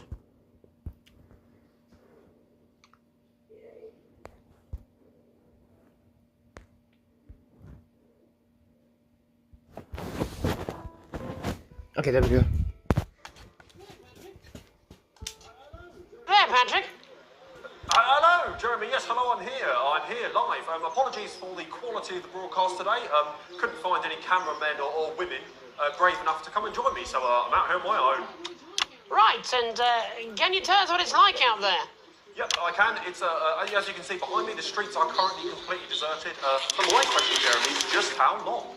I mean, could there be danger lurking just around the corner, waiting to end the fledgling career of this young, promising journalist before his full potential is even realised? Will he die, underappreciated by management, and frankly, if you ask me, very, very much underpaid? I don't think there's any danger of that, Patrick. What's that on your jacket there? That's actually a sponge. What I've done here is made a snuggle-proof jacket, Jeremy. The network didn't bother sending me any PPE, so I've been forced to improvise. In fact, showing the sort of resourcefulness that would make me an ideal candidate for, I don't know, for example, an anchor position starting whenever they'd like. From your point of view, Patrick, just how safe are our streets? Not safe at all, Jeremy, not safe at all. I'd recommend people staying inside, following government advice, and not putting themselves at any risk at all. Unless, of course, like me, it's for groundbreaking journalism reasons. Mm-hmm. And just where are you, Patrick? I'm in the street, on the street. Which street? I think I'm sort of struggling to hear you, actually, Jeremy, there. Which street? Which street are you on? Oh, which street am I on?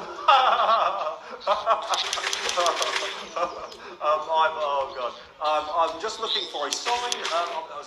There it is. I'm on Bannon Avenue. Bannon Avenue? Yep. Bannon Avenue. Yeah, no, I can hear you fine. Yep, I'm on Bannon Avenue on the sign, it says there. Like Patrick Bannon? Oh, yeah, that is like, that's strange. That's a weird sign. I don't know what's going on there. Where are you really? I'm on Bannon,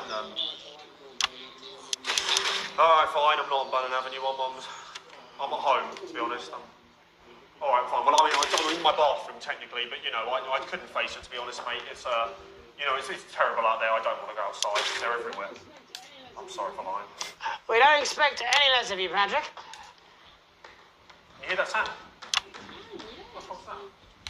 I can, yes. I'm no edgework, Patrick, but it sounds unmistakably like a tiny fist tapping on your door there. Oh, fuck, it does. Oh, fuck, Jeremy, shit, no! Oh, bollocks. Perhaps there's a small queue of tiny fists, each wielding a different gendered household implement, ready to bash in the heads of lying little roving reporters. You're lying, aren't you? Oh, shit, fucking, listen to me, you bastards! If you're out there, just piss off, you little fucking snuggle fucks! I'm too talented to die! Oh, what the fucking hell? Okay, it's fine. It's fine. Oh, God. Don't worry, Patrick. I'd say you've got a few seconds before they break their way in there and finish you off.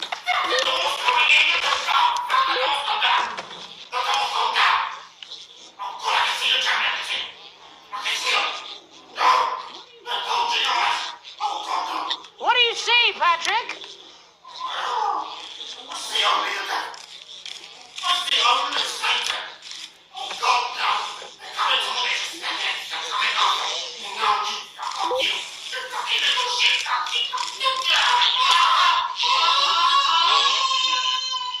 Thank you, Patrick, for that report, showing the nation, and more importantly, management, just where you belong. Just where you belong. Oh my God. It's time for another break, but when we come back, we'll be hoping to take your mind off the world for a little while, and who knows, maybe even bring you a few smiles. Join us after this. You're damn right. Yeah, I had them delivered. Yes, to Bannon Avenue.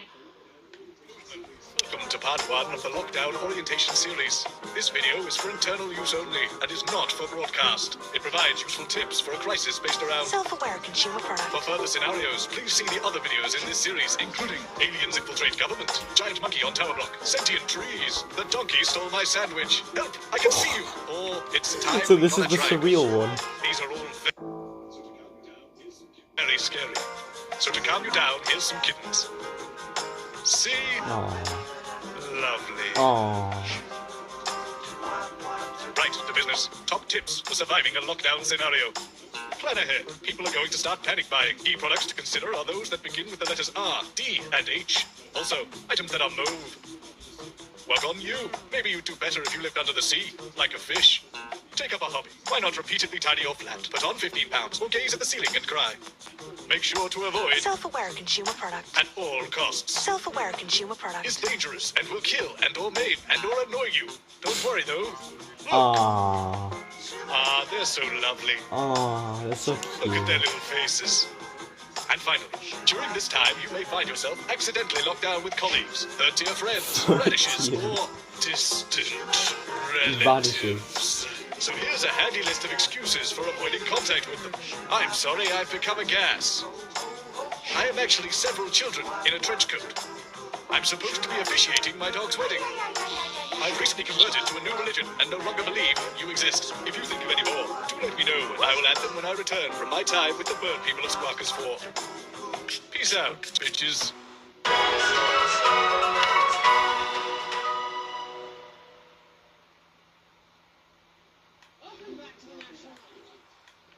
Welcome back to the National anyway. We know isolation isn't easy, so finally tonight we have something a bit different That's for you. amazing, by the way. Even though some people have heard it's Right, not I'm our ready for the job to go-getters, entertain Ash. the public with absolute nonsense, other more important I'm people so ready for the go-getters, overrule Ad. those people. So it's time to find out who will National Nightly win and who will National Nightly lose. Nightly, National, Nightly, National, Nightly lose. So, how do we play? Well, joining me as a man who knows all about playing, it's Tommy Harris. Hello, Tommy. All right, Johnny. It's good to see ya. And how are you finding the lockdown, Tommy? What do you mean lockdown? The enforced isolation of everyone in the country. Ah, yeah. I think I heard about that actually. Yeah. I like how You're in Jeremy bed, Donaldson just Tommy? gets like alternate Yes. names and they're just kind of in the subtitles. It's really funny. Well, during nap time, so. Of course, that's my fault. So, why don't you tell us how the game is played? Well, it's pretty simple, Jeremy, you sausage. I'm going to ask contestants from around the territory 3 questions about what else, yours truly.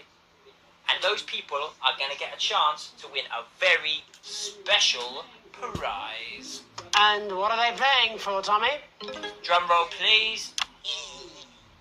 Jeremy. Ugh. Thank you. This.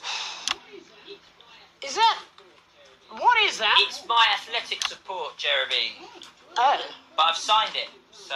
Oh, well then, what a fantastic prize. Have we got anybody waiting to win this once-in-a-lifetime prize, Jimmy? I like how the dialogue just I changes. believe we have Angie on the line. How do you feel about winning this man's old pants, Angie? I've never been so excited, Jeremy. And can I just say, I love you, both of you. Well, you've said it now, haven't you? Oh, Angie, I love you. In a way. Tell us about yourself, Angie. What can I say? My name is Angie, always has been. I'm a human woman, and my dental hygiene has Pretty been good for a human. Pretty good for a British person, though. Brilliant! Right, well, shall we get this shambles underway? Absolutely, John. Can I get 30 seconds on the clock, please? We haven't got a clock. Yeah, I did ask for a clock. So, Well, why don't you start, and I'll stop you when it inevitably becomes unbearable to watch. I love it. All right, here we go. Time starts now. Question 1. When is my birthday? 13th of August at 7:19 a.m. That is absolutely correct. Question 2. What? I said, what is my favourite colour? Crushed praline 4. Correct. The colour of my nipples. And finally, Angie dear, what is my star sign? That's a trick question.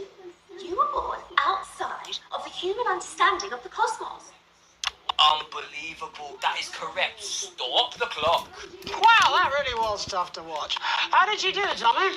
Well, Angie, my love, you got every single question right. Which of course means you lose and win absolutely nothing. Thanks for playing, Angie. Bye. Do we have another contestant on the line at Jelly Bean? We do indeed. We should have Sonia Hartleach. Are you there, Sonia? Of course I am, Jamie, darling. Thank you for being here, Sonia. Oh, there you are, Tommy. Mwah. Let me guess, you work in theatre, don't you?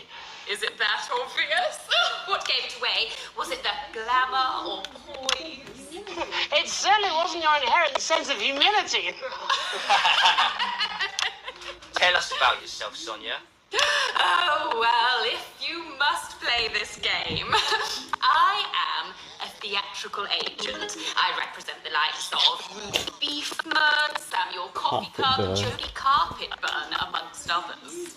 And how's the lockdown affected you, Sonia? Well, they may have closed the theatres, shut the studios, and boarded the cinemas, but they won't get me that easily. How are you managing without any work?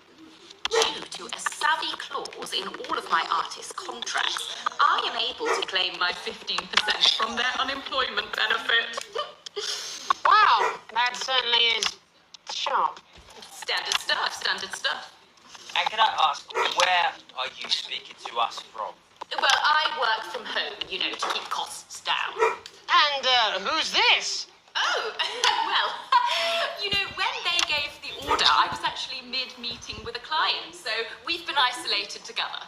No fucking way! What the fucking fuck? Is that Tommy Harris? I'm a huge fan. Can I just tell you how bloody brilliant you are? Actually, Jeff, we're about to play a game, aren't we, Tommy? We've got time, Well, if it's not too bold, I think I am in love with you, Mr. Harris. No, it's not too bold. That's all right, don't worry. Hey, I'd love to show you some of my stuff. I've been working on some new shit. Well, at least you're already aware. During lockdown, we've been workshopping some of Jeff's ideas for much younger children, haven't we? People still let you near their children, do they? That's right. Yeah. I've been developing some shows for younger children. Well, we'd love to see it, wouldn't we, Gerbil? Absolutely dying to. Right, so, what do kids love? Timely child support payments from their absent fathers. Shallow and overproduced musical numbers. That's right. Animals! So, I'm trying to address the things that kids need to know, but through a medium that they'll understand. Do you understand? I think so, yes. Jeff's one of my best clients, aren't you? I am, yeah. So, the first one we've been working on is called The King of the Jungle's Mortgage Repayments. It's about a lion who's having problems with his interest rates. I see. Does he have a broker? He does, yes. He's a porcupine. How did you know that? Well, your work is universal, darling. It speaks to people. I'm going to say something to you, mate. I think you're onto something here. Oh, the bear, Yes, right. This one is much better. So, this tells the tale of me. Now, Mr. Bear is a... Because all of the other bears don't think that it'll amount... Plays a lazy derivative. I think you're onto something there. Tragic figure. Picture this. He's at his lowest ebb. There's a pineapple fucking... Even face his salmon, can he? But then he meets someone that will change his life forever. Gripping. That's right. He meets a wise, old... wing and says, no! Dad, you're not like all the other bears. And these dreams. Such fucking dreams. I think I love you, Jeff. And what you need to do. Octopus, probably doing an 8-armed gesture or something. What you need to do to find happiness in this crazy old forest is you need to set yourself more realistic goals.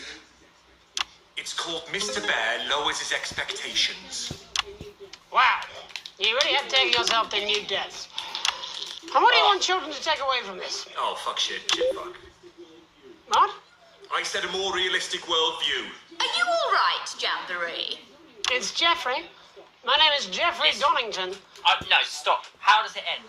We need to know how it ends. Well, all the animals learn a thing or two about inevitable mediocrity. And Mr. Bear settles down near to his parents' cave, stops trying to make his band happen, and he goes into bear telemarketing.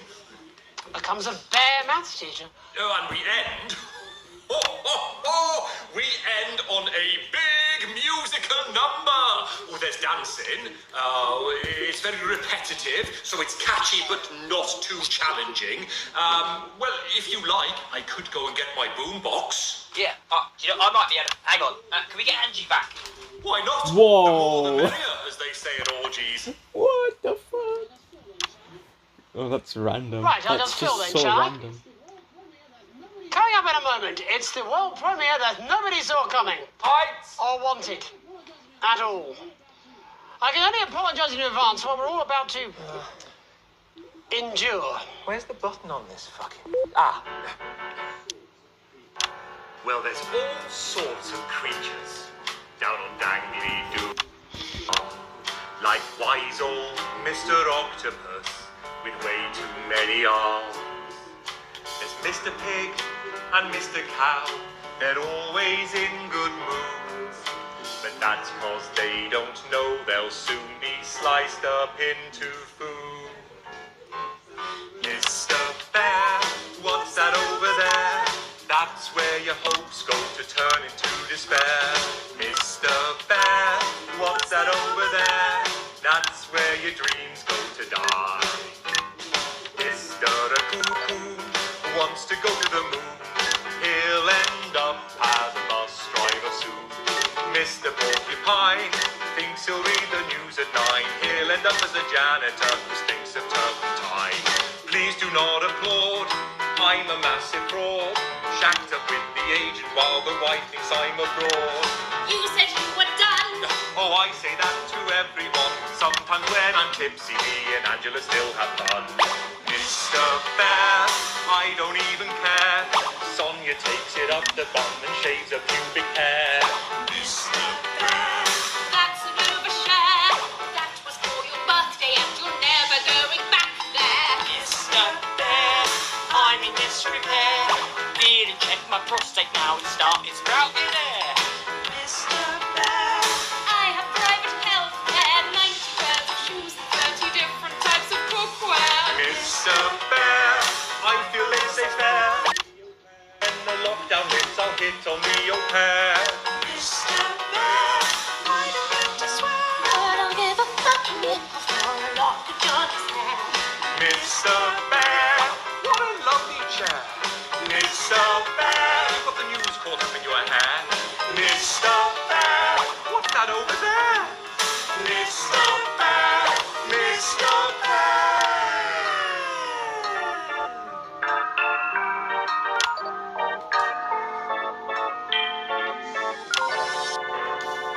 Mr. Bear, what's that over there? That's a hat entirely made of avocado pear. Mr. Bear, what's that over there? That is a cutlery pie. Mr. Bear, what's that over there?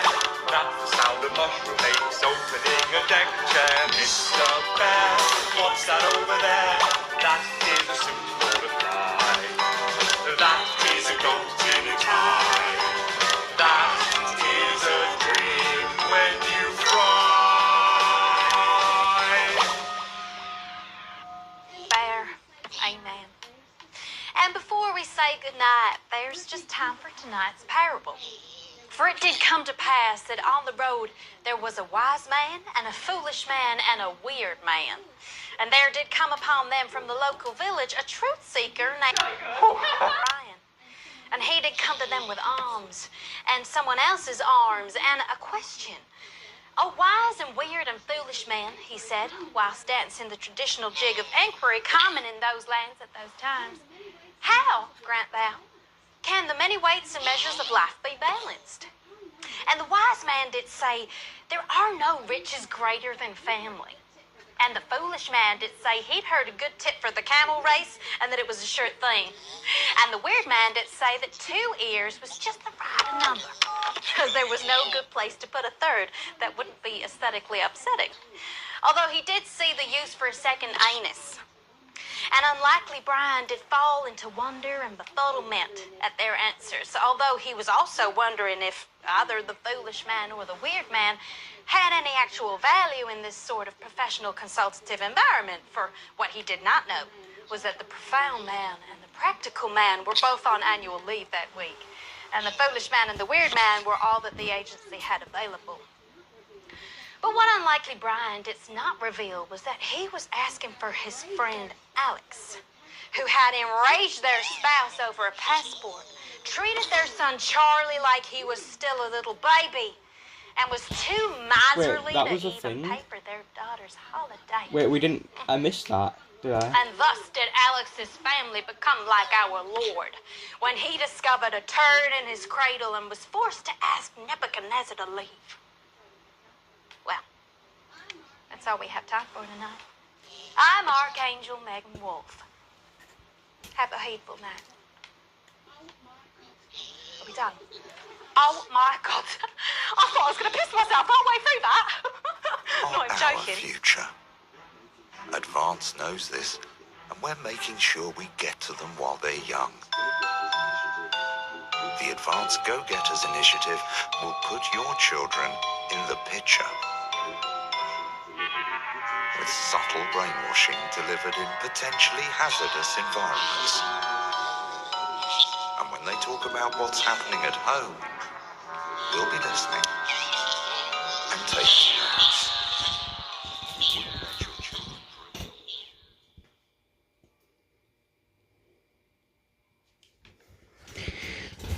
I think I actually got the exact same thingy.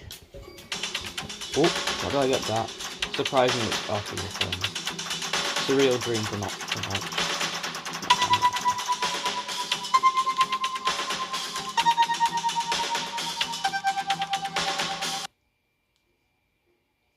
Select a screen before the broadcast starts. Don't wait till you're live. Mr. Bear, you're a piece of shit.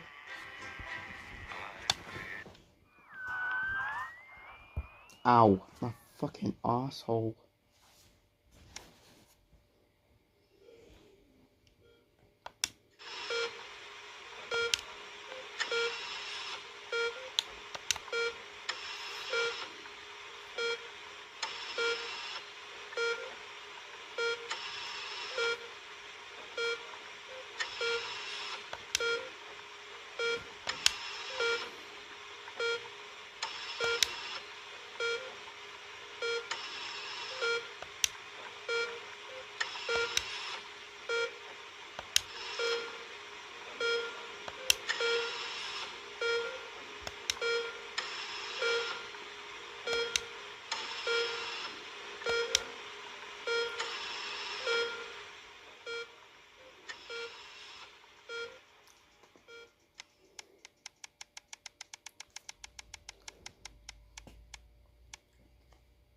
Mr. Bear.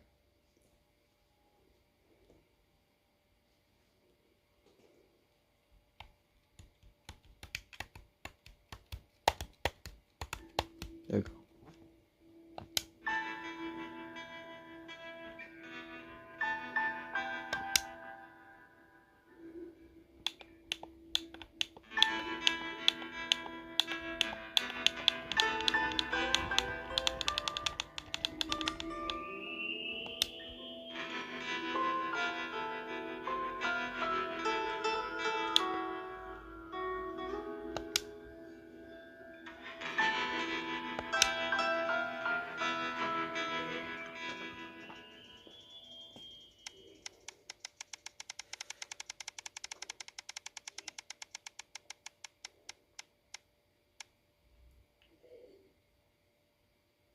Okay, this is the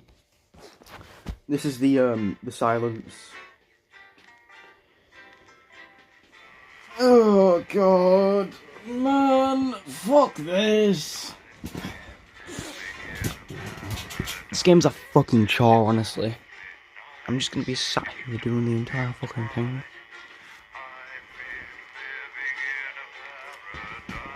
Might be able to record like 3 hours of gameplay, maybe 4 actually if we're lucky.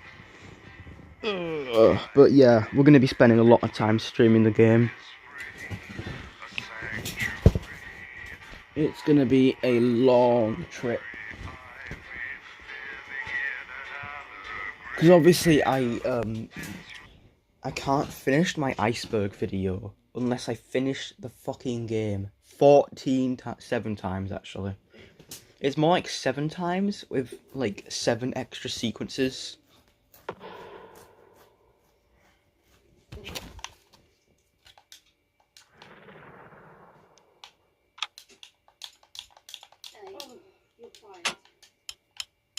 Oh, you're fired. What? You're fired. What for? Facial sabotage? Jenny, problem? I want her fired today, now. Don't worry, Kath, it'll be all right. No, it won't be all right, Kath. Pack up your weapons of optical destruction and get out. You realise you're beginning to sound like me? I mean it, Kath. Advertise a new campaign to make the floors more attractive to public. Stay where you are, Kath. Jenny? This is not Jenny's decision, Jeremy, or yours. It'll be all right. I'll talk to both of them. Oh, good. You can tell him I'll return his wife's casserole dish at our dinner next week. Jenny? Sorry, Kath, you're gonna have to leave. You're letting it go to your head. She nearly blinded me. 10 seconds, I thought we everybody. were part of a team these days. Things are better, Jeremy, you know that. Just stop being so high and 5, mighty and do your job. 4, You'll have me fired too. 3. Don't tell me. Good evening. I'm Megan Wolf. And I'm Jeremy Dalton. Our main headlines tonight. The establishment strikes back. The World Council has agreed today to impose punitive sanctions on the people of this country. The sanctions, which are broad-ranging, include restrictions on the supply of oil and gas, food, clothing, and even some medicines. But how should we react? We asked the public. So how do you feel about the sanctions? I actually think that with Advance in charge, we'll be fine. Of course, the rest of the world will want us to fail, or it'll be their billionaires next. But I trust Julia and Peter. Thanks, Patrick. Fascinating stuff. Popular Prime Minister Julia Salisbury has released a reassuringly brave statement in response to the World Council's controversial announcement. This international declaration is nothing short of outrageous. We are a democratically elected government with massive popular support. We do not Okay,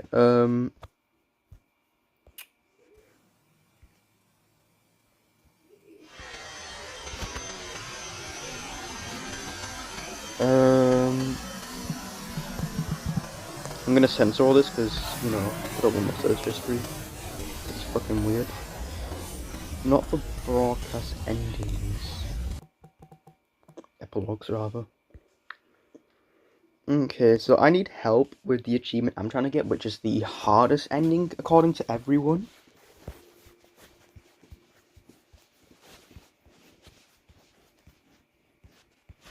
I believe it's on Path D where they all die.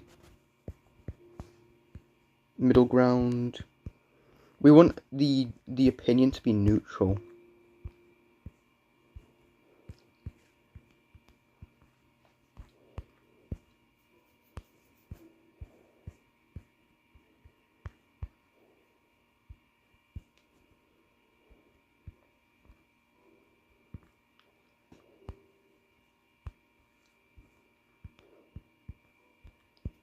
Okay, so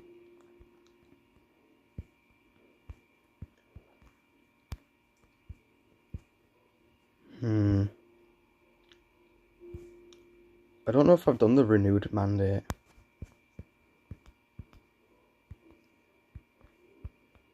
Final C.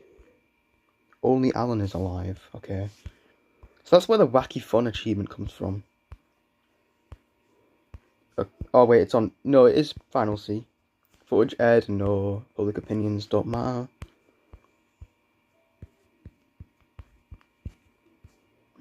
Okay. Middle ground is neutral. Fuck off, not for broadcasts. Wiki, fandom, fucking hate fandom.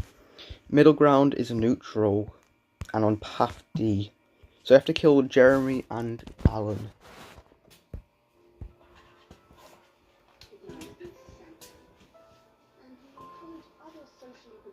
Recognise these sanctions, and we encourage other socially progressive nations of the world to both resist and ignore them. Advance have struck fear into the heart of the international community by showing that it is possible to have radical change for the betterment of the many. And whilst I wish we could improve other countries as much as we have our own, we do not rely on the help of others to thrive. This country is entirely self-sufficient. We are a team, now more than ever. And this team is on your side. Thank you. Defiant stuff. But what do you, the public, think of our government's stance? Robin Short found out. Hi there, I was wondering if you could spend a moment to give us your thoughts on the government. Honestly, I think they're doing a great job. I know the assets and world checks have made the difference for us for the cost of the little one. And people seem, happier in the main. I always said things would get better with a woman in charge. A whole lot of problems. Protests were held today at the controversial construction site for Remington Smith's physics-defying moves project. Since digging straight through the earth began 6 months ago, the project has been beset by problems, including localized tremors and the heat deaths of many of the workforce. Residents of the nearby town of Calamity today converged on the construction site with sincere, if misspelled, placards, demanding a suspension of digging until safety checks can be carried out. Of course, that's half a world away. But what does this country think? Patrick. How do you feel about the MOOBS project? Oh my god, I love Sophia Remington. Imagine a tunnel straight through the planet. That's the sort of big idea we need. Oh, she's a visionary. The delicate sound of thunder. A frightening start for commuters this morning, who were confronted by a somewhat sinister sight as they left their trains. Many travellers reported feeling intimidated by the silent figures who stood motionless outside every major station in the capital. Radical extremist group Disrupt, who organised the show of strength, refused to comment on the meaning of the strange protest. I want to apologise to this presenter for making him drop his morning bagel in surprise. But how do we feel about these somewhat radical extremists and their upsetting methods? Robin found out. Can I ask your opinions on Disrupt? Are those the guys in black with the orange fist thing? That's right. Can I be honest? Of course. This is journalism. They scare me a bit. Injury time? Fierce rival doctors David Wong and Ingrid Svorsborg and Horgensford today sent a joint statement to the service appealing for an urgent shipment of supplies. After breaking into two warring factions, things seem to have gone from bad to worse for the ill-fated expedition. They look like they could really use some supplies, Jeremy. Or possibly a peace negotiator. But with the pair arguably being their own worst enemies, how should we feel about sending them the resources they need to carry on? Patrick Bannon found out. Surely you can't be happy with supporting both sides in a conflict? Oh, it's all just good fun, isn't it? Anyway, you can't just arm one side, Patrick, you silly fool. We should definitely send them supplies. They're still people after all, even if they are having a bit of a tiff. I am not a number. Applications finally opened today for the new Advanced Team membership cards, a scheme by the government to allow fast access to all the new public services being introduced daily. The team membership cards are entirely voluntary, but will be recognised as legal identification by all major organisations, including the police, banks, and, rightfully, pubs and bars. And of course, there's no charge, Jeremy. That all seems too good to be true. Well, you've always been a cynic. But most importantly, what should you, the public, think about the new team membership cards? Team membership cards? Oh, yeah, fantastic. I'm applying today. I mean, why wouldn't you? What are these protesters doing that they don't want us to know who their names are? Besides, have you seen the savings you can get? I'm getting one for the little one as well. Oh, how adorable. Yeah, gonna be a proper little team member, aren't you? Yes, he smiled. He smiled. And finally tonight, hospital pass. New images reach us today of brave Johnny Handsleeves and his doting partner, Tiffany Lamour, in their ongoing struggle against his horrific mystery illness. Tiffany was forced to cancel her latest show, These Hotel Sheets and What I Did on Them, in order to devote more time to selflessly looking after the much-loved multimillionaire. I'm sure the art world will recover. With some critics questioning her motives, what should your opinion be of the controversial artist for at least appearing to stand by her man? Disgusting. Wise words there. Later tonight, in a bit of a switcheroo, it'll be Jeremy in the culture chair, spitting rhymes with popular rapper Jay Zus. And then we'll both be chatting with a familiar team of thespians set to take the nation by storm again. That's all coming up on tonight's National Nightly News.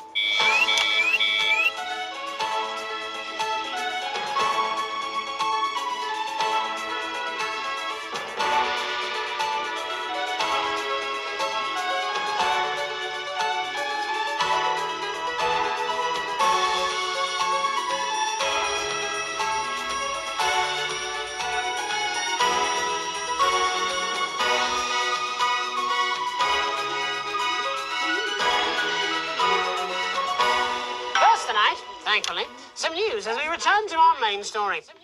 The World not Council this today sequence, agreed but that this one, punitive it's so and boring. potentially illegal sanctions should be imposed upon this country. The sanctions, which come into effect immediately, aim to stop the flow of food, fuel, and even some medicines from reaching your pockets. Tonight, we have guests from across the continent to discuss this unprecedented situation. For advance, Peter Clement is at his home in Lanfordshire. Are you there, Peter? Yes, I can hear you, Jeremy. Thank you for having me. A momentous day, Prime Minister. Are you shaken? Now, I don't scare that easy, I'm afraid, old son. And neither do the people of this country. Well, joining us is Ivan Vodovich, Foreign Minister of Urkistan. Ivan, thank you for being here. Great pleasure. You, Megan Wolf, are like strongest guard at labor camp who wake up inside body of crazy, expensive prostitute. In my country, you may be worshipped as a god. Okay.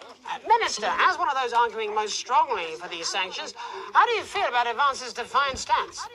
Vance is like man who think he have a big career in movies land. When actually, he in dirty sanitarium, screaming at mirror and holding tiny penis in hand.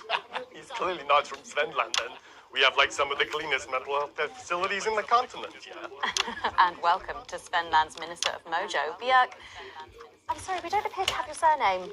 It's just Björk, yeah. We don't use things like socially divisive surnames here, yeah. Minister? It's just Björk, yeah. Right, Björk. Your country spoke in favour of Advance at the World Council today, but you were noticeably absent when it came to the actual vote. Well, what a surprise. The hippies didn't show up for the fight. Actually, that's quite racist, because if you must know, we were going to go to the whole, like, vote thing, yeah? But it's actually the Festival of Fureland here at the moment, where we honor the old generations. So, like, we all had to work our grandparents clean, yeah, whilst the vote was happening, and that's, like, a really, really time-consuming process, actually. You're like sissy man. You have this expression, sissy man? It's like man with tiny penis who like to wash more than once a week. Actually, that's quite homophobic, yeah, Oh, because... stop winding him up, Ivan. We're not back at the Grange now. Sorry, Jeremy. Ivan and I used to play golf back in my media days. Yeah, he always wins. Nothing gives him greater pleasure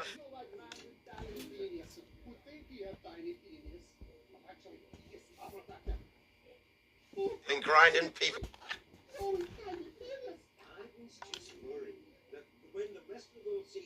But actually, he discovered that.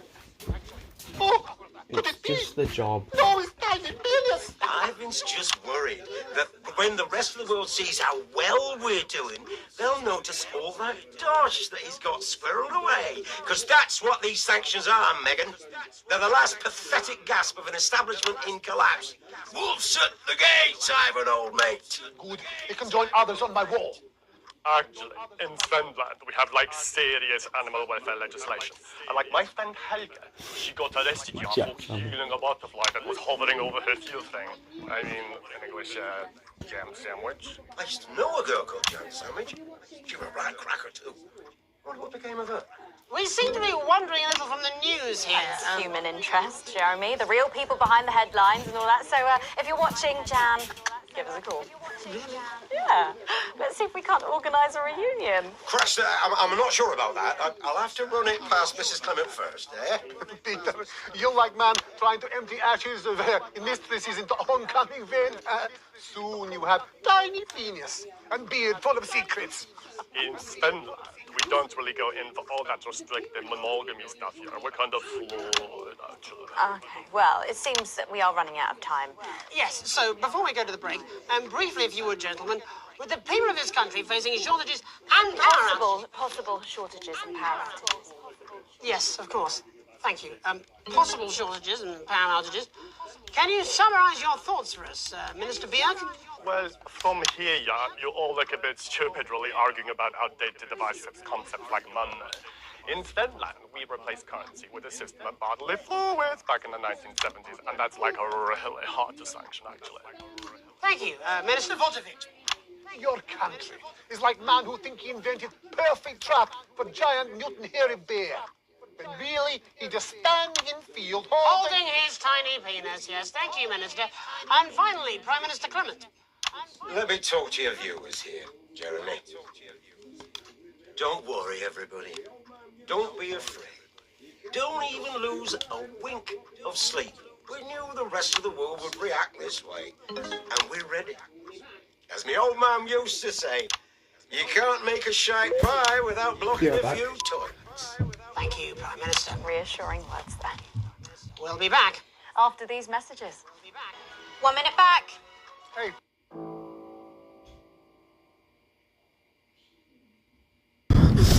Hey all, Scott here, and this is bad. Real bad.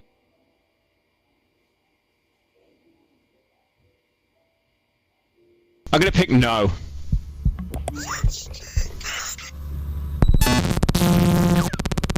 Oh, you gotta get the camera! Get help! Get help is an option! Get help! Oh, he couldn't get to the camera. Unlucky. Ooh, tricky. I swear these IQ tests are getting harder. Peter, I over your way this weekend. You fancy a quick 9? Yes. Hi, I'm multi-billionaire Sophia Remington, and you wish you could be me. Recently, I put an idea to my science guys, and they said it couldn't be done. So I fired those guys, and I got myself some new ones. And today, I'm pleased to announce that we at Remington Fist have come up with a solution to a problem all globe hoppers share. Remington, Remington, Remington. This is important. I love our foreign vacations, Janet. But I just hate flying. I know what you mean, Brad. It takes so long and it can be pretty scary. Well, let's face it, it's pretty inefficient, Janet. Going all the way around the planet. There has to be a better way. Don't worry, young professionals. Now there is. Why go around our beautiful planet when you can go straight through it? Imagine a system of mass transit elevators running through the center of the Earth. Now you're thinking moves. My mobile orientation operational burrowing service will change the way you travel forever. And construction has already begun. I'm Sophia Remington. When they tell me it can't be done, I make it happen even faster.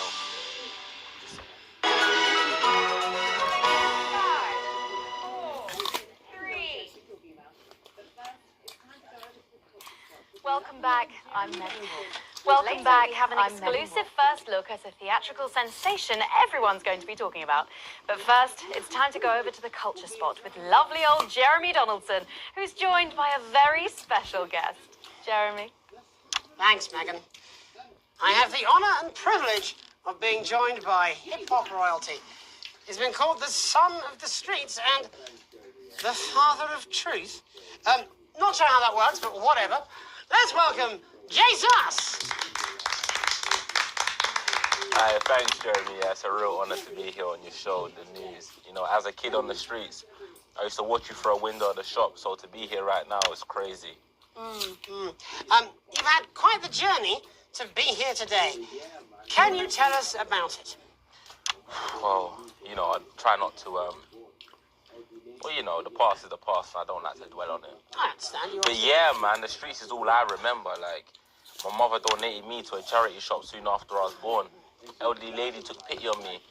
You know, she let me sleep on a pile of crime fiction until I taught myself how to walk. Wow, that's quite the childhood. And she died tragically. Right there in my arms, man. You know, I remember a tear falling as she laid there next to the used homeware. And in that moment, I became a child of the streets. I was just 18 months old. What a tale. What a tale. You're known for your direct and honest lyrics. Was your style informed by your troubled past? Oh, like I said, I try not to talk about it. It's just too hard. Of course. But my first album is about the story of the first 4 times I stole, so I wouldn't starve. A small group of infants came to see me as their de facto leader. They call me Mr. Cheese Slice. Anyway, we were like a family. So it would seem. Recently, you've been quite outspoken about the government. Yeah, fuck the government. Fuck Advance. Fuck Peter Clement. What is it that you object to so vehemently? Well, you know, they stole from us. They're taking our money and spending it, man. Redistributing it? Actually, homelessness has been all but eliminated in the last couple of months. So? Surely that's a cause close to your heart? Yeah. Nah, of course, man. Very much so. I just mean, like, why do I have to pay for it, you know? You don't. People have been rehoused on property seized from the historically wealthy. And that couldn't have been you, could it?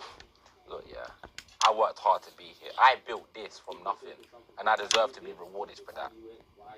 Would you say you worked harder than, say, a farmer or a care worker? I don't know. But if people are taking something from my music, choose to value it, buy it, who's to say I don't? And no one can take that away from me. Not even to help, say, vulnerable children? Mr. Cheese Slice. What is it you're trying to say?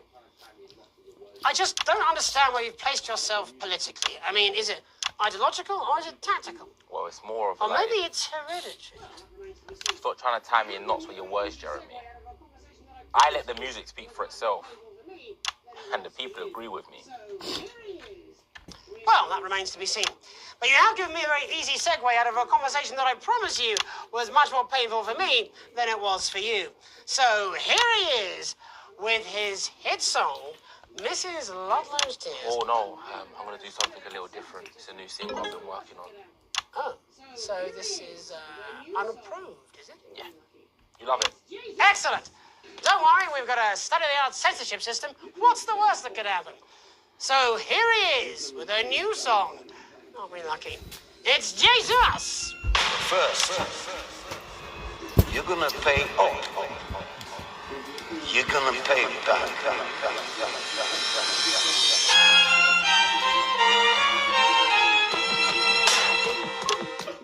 Well, we're all different races from many different places. At any given moment, only one could be the greatest. So you can feel elation for your participation. Still 2 leaders in this motherfucking nation. Now we're getting sanctioned, talking about expansion. Why does Julie Ench require a massive fucking mansion? So fuck all your schemes. I don't need your freaky team, and I don't need your help to achieve my fucking dreams.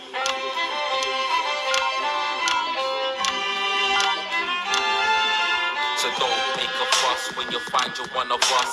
Yeah, every single one of you's a bit Jesus. And you can call me crazy, cause no one ever pays me. But I won't waste a lifetime being motherfucking lazy. I may be inventive, my taste may be expensive, but why would I get out of bed with no fucking incentive? Although it's contravention of your obvious intention, I like to eat a little of the fruits in my invention. You make us the same, but we're not all the same. All our dreams, all our schemes, all our means are not the same. The best of the praise of the crest of the wave, cause we're only equal people when we're motherfucking slaves. Take his facts, gonna stain it red, gonna stab it into Peter Clement's motherfucking head. Cause he's fit as shit, he's got a job, he's unfit. It's time to storm the castle with the motherfucking pitchfork.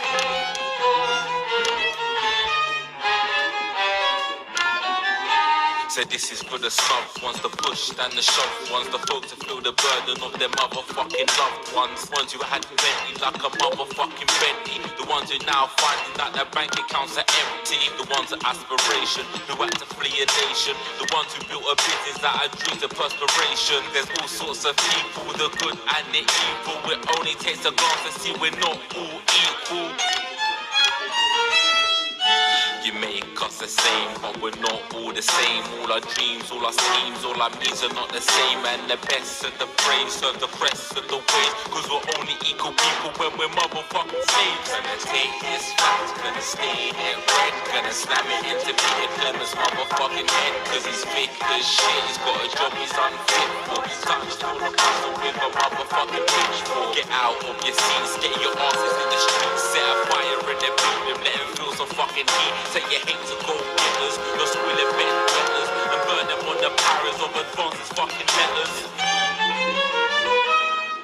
Gonna take this fact, gonna stain it red, gonna slam it into Peter Clemens' motherfucking head, cause he's thick as shit, he's got a job he's unfit for. Time to steal the castle with the motherfucking pitchfork. Chase that dream, you don't need a fucking team, and advances little dances aren't as harmless as it seems, cause they're stale and corrupt, then you're angry and corrupt, then your hearts and your minds and your fists to destruct.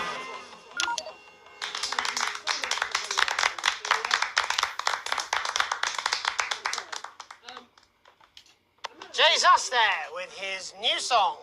Thank you so much for joining us in the studio. I'm sorry. I may not agree with you, but I'd just like to offer you an apology. I've just been told that there was some kind of issue upstairs, and an attempt was made to censor some of your lyrics. What? Are you joking? I'd just like to say to you and everyone at home that this was a mistake. This is absolutely ridiculous. I cannot believe this. Here at the National Nightly News, we pride ourselves on remaining neutral, I was so tempted to censor unbiased, that. and independent of any outside interference. If it didn't affect my score, then I would have censored it all. We will never censor ideas. Back to you, Megan. Well, a bit of dangerous language there, sorry about that. Who cares? Well, thank you to little Jeremy Donaldson for providing our culture spot. Coming up, we'll be speaking to a couple of familiar faces about their upcoming dramatic outing. Don't go away. We'll be right back after this. That's the ad. Jenny, this is fucking outrageous. Thank you so Dull much. and lifeless hair, fed up of dry and brittle split ends, and say hello to acid gastrique. Acid gastrique. Pro-vitamin formula is a deep fortifying, intensive treatment that repairs and protects hair for irresistible shine. Only acid gastrique contains an organic blend of ingredients that penetrate deep into your hair, breaking down citrulline and glycogen for hair that looks and feels healthier. Acid gastrique. Acid gastrique nourishes from root to tip for 8 times the strength of other brands. 6 out of 10 shampoo is recommended. Acid gastrique. The intensive formula acts fast, repairing damage and strengthening strands for hair that's truly unbreakable. Metaphor for hair strength. Rapid repair and protect. Deep nourishing, intensely strengthening probing formula. It resists together again, eh? great hair days. Perhaps a low-order demon. This is awfully exciting, isn't it? Right, okay then. We're going Acid live gastrique. in 10 seconds. Opening on camera 1. Welcome back, and no, you're not mistaken. Sitting across from us are some very familiar faces. You really are too kind, Megan. It was only a yogurt commercial, but I'm still proud of it. Here to talk about his new show, we're joined by National Treasure Tommy Harris, and National Theatre's Philip Arayton, and National Deficit. Welcome back. Hi, Megan. It was only a yogurt commercial, but I'm still proud of it. Here to talk about his new show, we're joined by National Treasure Tommy Harris, the National Theatre's Philip Arayton, and National Deficit Jeff Algebra. It's so lovely to have you all. Tommy, would you like to tell us about the show? You know what? I'd bloody love to. It's about me. It's about my life. And where did the idea come from? So, right, picture this. Their legs akimbo, mid-session, sweat is pouring out of me like an immense hog. And then Cindy comes in, she says, Pete's on the phone. That's Peter Clement, the Prime Minister. This is probably Yeah, the yeah, most Peter's boring really one, mate of but mine. like, yeah. Yeah, no, he comes to training sometimes. He's actually a pretty good goal sweeper. Anyway, so, yeah, Pete, he says, Toby, can you... He thinks my name's Toby, see? He says, how would you like to spread your message of team spirit and cooperation across this fractured nation? How would you like to really make a difference in these desperate times? What did you say? Yeah, right, yeah. So, Jeff, the question on everyone's lips is, what in God's name are you doing here? Well, after the success of my debut work and all the people that I've touched, I knew that I had a career in theatre. Yeah? I've always been an admirer of Tommy from afar. So when my manager phoned and said that I'd been offered the gig as director, I was ecstatic. I whipped my trousers off and got straight to work. Why did you do that? I do all my best work with my trousers off. Yeah, I've been told that too. No, I wouldn't say so. Right, Tommy, sorry, would you just give us a sense of what the show is actually about? It's about how hard it's been for me and some of the struggles that I've faced. It like really getting to the heart of how tough it is to be me. I call it Tommy Harris, Jesus, that was hard. Catchy. We actually have some clips of the process of the show. Would you mind telling us what's going on here? Yeah, so the show is built around two things that are very important to me. It mixes scenes from my life as well as epic fantasy retellings of scenes from my life. But Dad, you promised you'd come to my graduation. I'm sorry, son. You're an embarrassment. But Dad, you promised you'd come to my graduation. Back, demon! Back to the hells! Philippa, what's it been like co-starring with Tommy Harris? I've always dreamed of treading the boards at medium-scale regional theatres, Megan. And for once, this show really gives me something to sink my teeth into. What's different about this show, then? Tommy, Mr. Harris's show really lets me show my tremendous range as an actor. I've always suffered from typecasting, forced to play the same tired characters in every god-awful yogurt advert or godforsaken soap opera or, God forbid, a pantomime.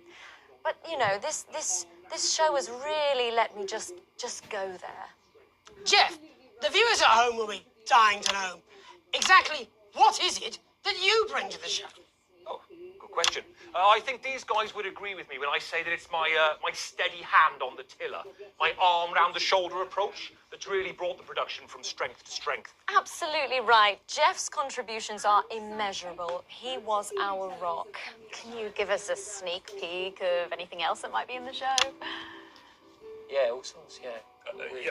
We've got lots of exclusive first-hand experiences of Tommy's time in the underground sports scene. And some epic fantasy retellings of Tommy's time in the underground sports board scene.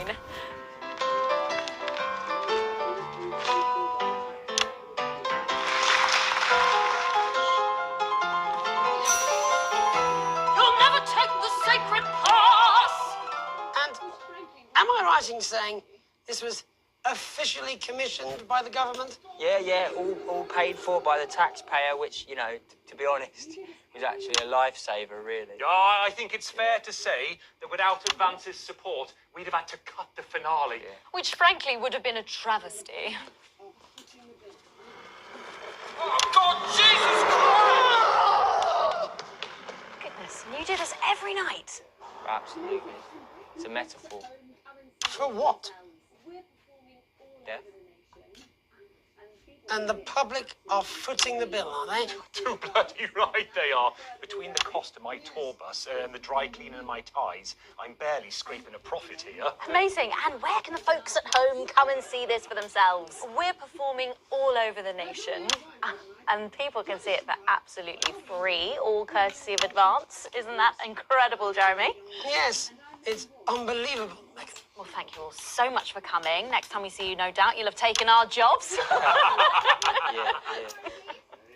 That's all we have time for tonight. Join us tomorrow when I'll be interviewing the world's most attractive horse. I'm Jeremy Donaldson. And I'm Megan Wolfe. And from all of us here, have a peaceful night.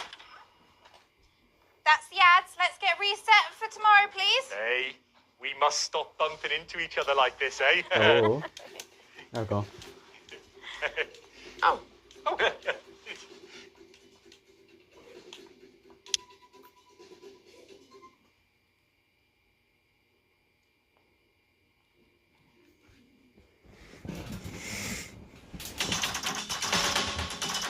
Oh.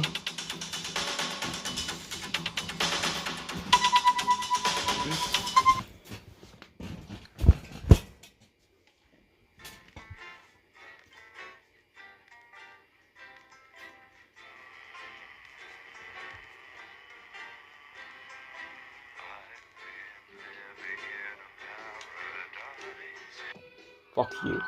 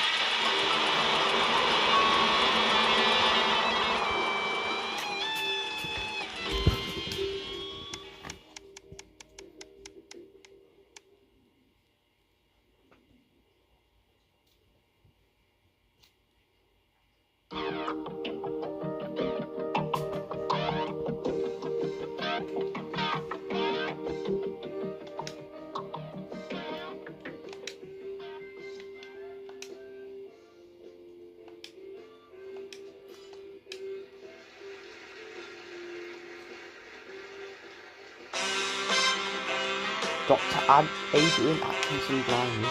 Oh, no way!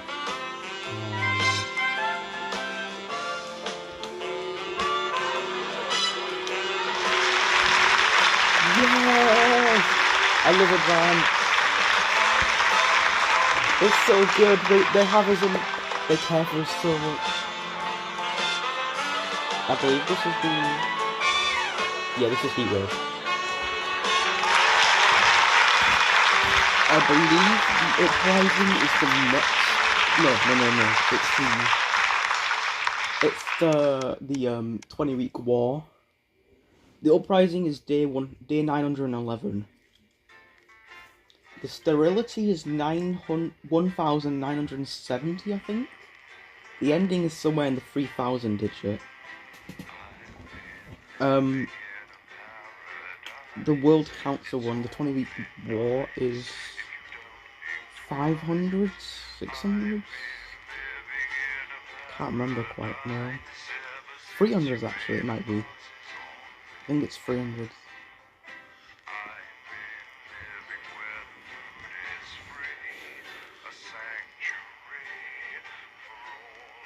How can you get irritated at editing?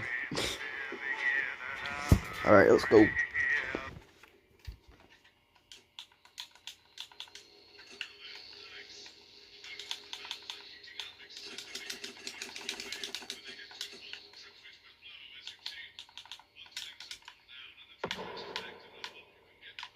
Oh, don't tell me. Shut the fuck up, Bozeman. Notice the valves are heating up excessively due to the I can't move, by the way. As you've seen. Once things have cooled down and the trip switch is back to normal, you can get the power back on. You should keep the fan pointed at the correct valve by aiming it up and down. The middle gauge when you're facing the screen will warn And you, all so around. I'm so tired of this.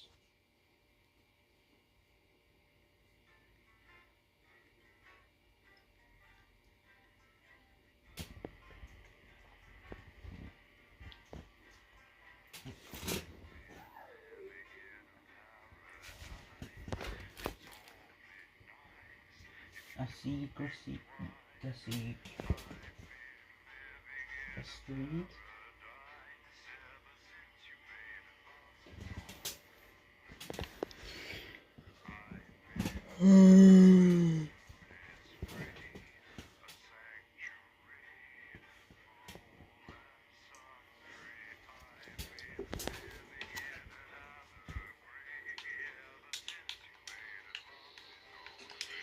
Fuck off.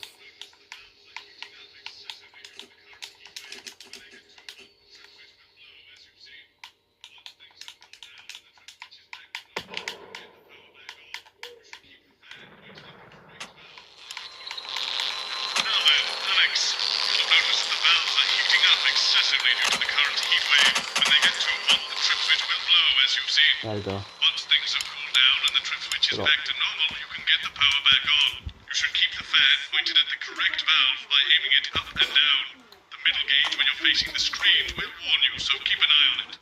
Also, maintenance tells me that the fan power switch occasionally turns off for no good reason, so keep an ear open. I'm sweating like Peter coming in an off-licence here. Okay, we're working on it. What, you've got someone to hose down the sun, have you? Yes, they've just strapped on their wax wings. Classical illusions are no substitute for air conditioning. You know, I genuinely thought you'd be in a better mood today. She's not even here. Yes, but he is. Our gun-toting handler. Who, Andy? I don't know what the fuck his name is, do I? He's here to keep us safe from people like Disrupt. More like keep us in line. I hate guns. Give me the willies. 10 seconds, everybody. So, we've got any actual real news tonight? Well, the world's on fire. That good enough for you? Going in 5, 4, 3. Good evening. I'm Jeremy Donaldson. Our main headlines tonight. Siege mentality. The World Council today established a military blockade to enforce the unjust and punitive sanctions now entering their 10th week. In a statement from team headquarters a short time ago, Prime Minister Julia Salisbury issued a commanding response to this unprovoked escalation. The World Council should make no mistake. This blockade and the illegal sanctions it seeks to enforce are an act of war and will be treated as such. Any incursion, however slight, into our territory will be met with swift and deadly force. You have been warned. What the fuck? Under the knife, sickly celebrity Johnny Handsleeves has reportedly opted for an experimental treatment as a last-ditch effort at curing his fatal illness.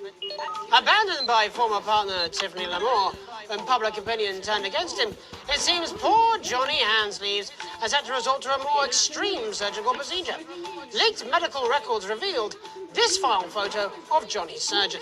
Seen here mere weeks after losing his medical license, Dr. Hank is known for his open-air operating theatres, homemade tools, and his buy-one, get-one-free appendectomies. In it to win it, exciting news from Advance today with the announcement of a new monthly prize draw for all team membership card holders. Every month, lucky winners from across the country will be picked at random to receive what Team HQ are describing as unique prizes worth more than money used to be. Take-up on the scheme has been much higher than expected, and if this lucky winner's delighted face is anything to go by, it looks like pretty soon everyone's going to have one. Unearthed, the scandal of the controversial methods employed in the construction of Remington's Fists moves. The future of the project is in question as an anonymous whistleblower has come forward detailing the wanton violations employed to further construction, which allegedly can be traced all the way back to shameless CEO Sophia Remington. The claim alleges a slew of bribes have been paid to public officials, 2 mayors, a police chief, and several pizza delivery drivers. But that last one may be written off as excellent tipping. Sophia denies all wrongdoing and is scheduled to speak before a judge next month. Well endowed, Supplies sent down to the struggling scientists of Dante's Taint arrived today to much jubilation and a few tears. With public opinion still behind the stranded squad, the support team on the surface declared that no expense was spared in furnishing the academics with these vital supplies. There's nothing a flood can't fix.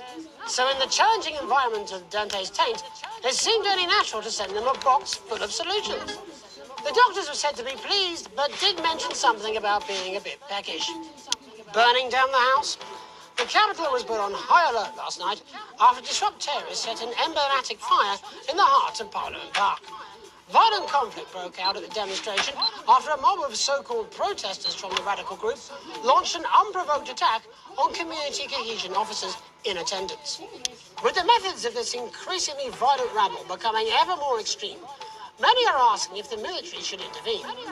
Colonel Phineas Mad Badger Fortingley Davis of the 1st Mounted Bastards Brigade said his men were, and I quote, oiled up and ready for action. All this, and I'll be talking to some people with fascinating medical conditions, as well as one of the contenders in this year's Feline Football Championship, and her proud owner. That's all up on tonight's National Nightly News.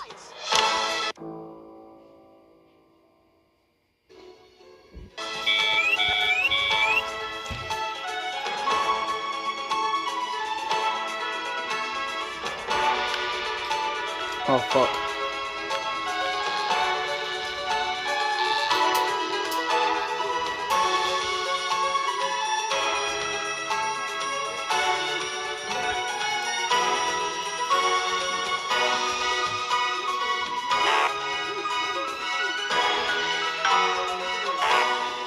But first tonight, our team of correspondents has been dispatched to every corner of the country to see how the people of this great nation of ours are coping with this unprecedented hot weather. First, let's go to Megan Wolf in Shining-on-Sea to see what the scientific community has to say. Megan, how's the weather there?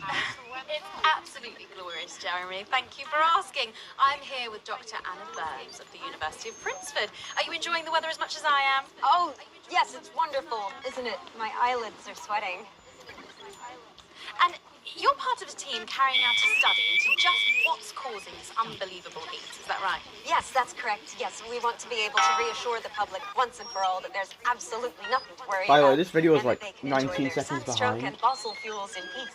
That's You crazy. sound very confident about that. Oh, very much so. I can say without any hesitation, there's really no cause for any concern here. I've actually left my car running. So tell us about this experiment. Well, we take data from weather stations from all over the world, along with atmospheric samples, and we take all that and we feed it into this state-of-the-art computer, and very soon we'll be getting a high-tech readout of the results. Blimey, that sounds very fancy. I should just say, none of this would be possible without the generous support of Remington's Fist. This is all thanks to their unrivaled investment in our future, and may I just say, complimentary personal anecdote. Oh, here we go. And, as expected, everything is absolutely fucked. Hang on. This can't be right. Right, but obviously you said a second ago that everything is absolutely fine, so... Well, actually, under concern level, it just says, why, God, why? We should be celebrating these wonderful results, I think. Yeah? We need to evolve gills within 40 years. You look thirsty. Here it just says, shit. Look at you. This is meant to be a celebration. You can't go around looking like that. Shit. There you go. Much better. Can I just say thank you again to Sophia Remington for providing all of this. Everyone, we don't have long. Time is running out. Running out. Absolutely right. That is all we have time for. Abandon hope and return to the forest. Enjoy that. I'd like to thank Dr. Burns for just one opinion on the climate. The sea will reclaim us all. There you have it, Jeremy. Proof, if proof be need be, that everything is just fine. I'm Megan Wolf, here with science. Back to you. Megan Wolf there, attempting to do some actual news. Next, it's over to Robin Short, who's in Scritchford with some of the winners of this week's team membership lottery. I'll be right back again. Robin? Thanks, Jeremy. I'm here in Scritchford with Gary Failsafe, a janitor at the local school, and Amelia Jackhammer, an aspiring poet. Both of you were drawn at random from those who hold team membership cards to receive this week's amazing prize. How do you feel? Filled with fervent euphoria. Good.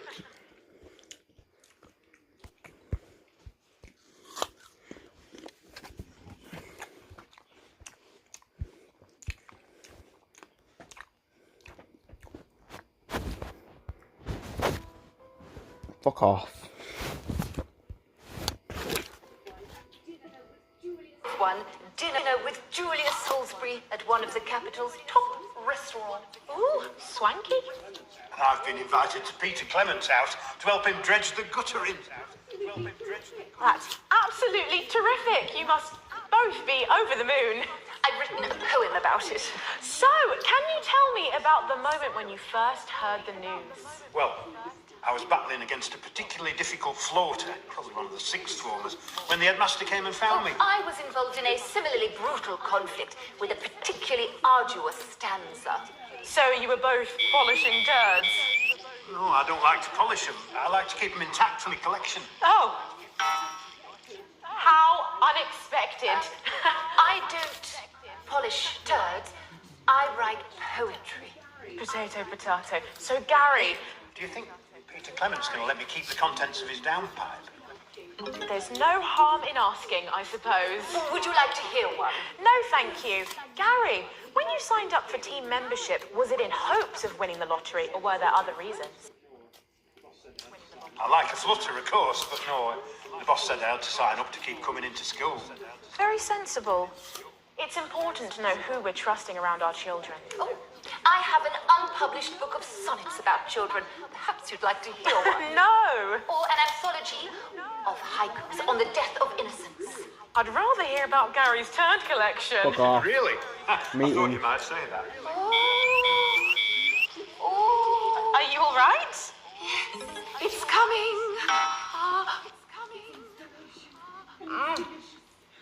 It's inspiration, and it's delicious. Right you are. Today on the show, there's no news. Just a man who keeps multiple poos. Here, this big one's my favourite. See how it's fibrous, really lovely texture. Would you encourage other people to enter for their chance to win? If it's colour you're looking for, take a gander at old Blue Eyes here. The national news lost its way when it covered some crap on a tray. Some of these are quite rare. Maybe that was unfair. And that's all we have time for today. Back to you, Jeremy. Thanks, Robin. What a lucky pair they are.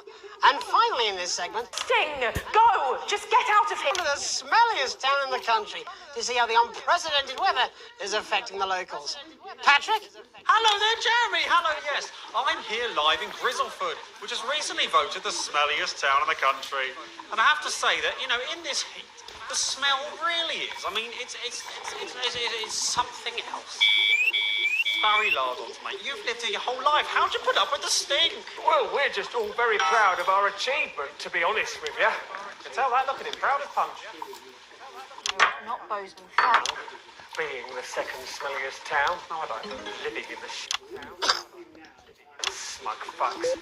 But who's laughing now, eh? What, not me? Eh? Fucking answer. Hey. Right, the good people from Remington's Fist came with their factory. You're talking, of course, about the newly built flour factory. Yeah, they gave us this big... We heard about the stench. We paid them whatever they wanted to put it here. Does the stink not affect your life in every way, Barry? I mean, perhaps if you're filling in a tax return or completing the physical act of love. It's strong at first, but you get used to it after several weeks of your first bout of sickness. The judges were very impressed. So, what's sickness? Oh, that's nothing to worry. A few minutes before you develop any symptoms. Folk are saying something about the production line and how they dump carcasses directly into the waterway, but I think it's probably the few valves on the high street. On the high street? Should I... Well, the first one is asking stupid questions. Then folk experience a loss of inhibition. Fuck off, do they? When was the last time you brushed your teeth, you stinking old tramp? Next recording is a period of randomly bursting into song, followed immediately by delusions of grandeur. What's the real problem? Little son of my life. Hello, it's sexy Patrick Bannon, and he's wearing sexy shorts now. Oh my God, look at me. I'm like a stallion. I'm gorgeous. Why didn't you tell me? I should take my shirt off. You know, shouldn't. Touch me if you want.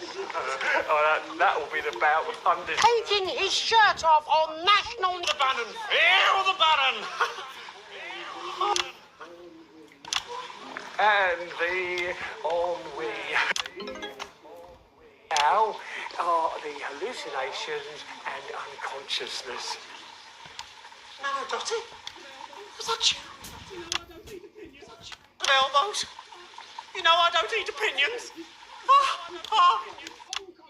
Okay, he's passed out. He's... Don't worry. Unconscious. Once he wakes up, he'll be just fine. We'll just find that I'll be...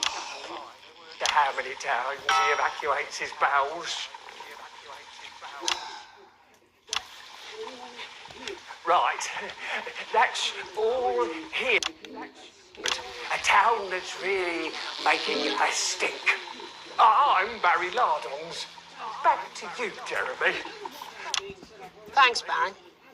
With a naval blockade being set up around our coastline as we speak, when we come back, I'll be talking to 3 members of the general public who appear to be here purely for medical reasons.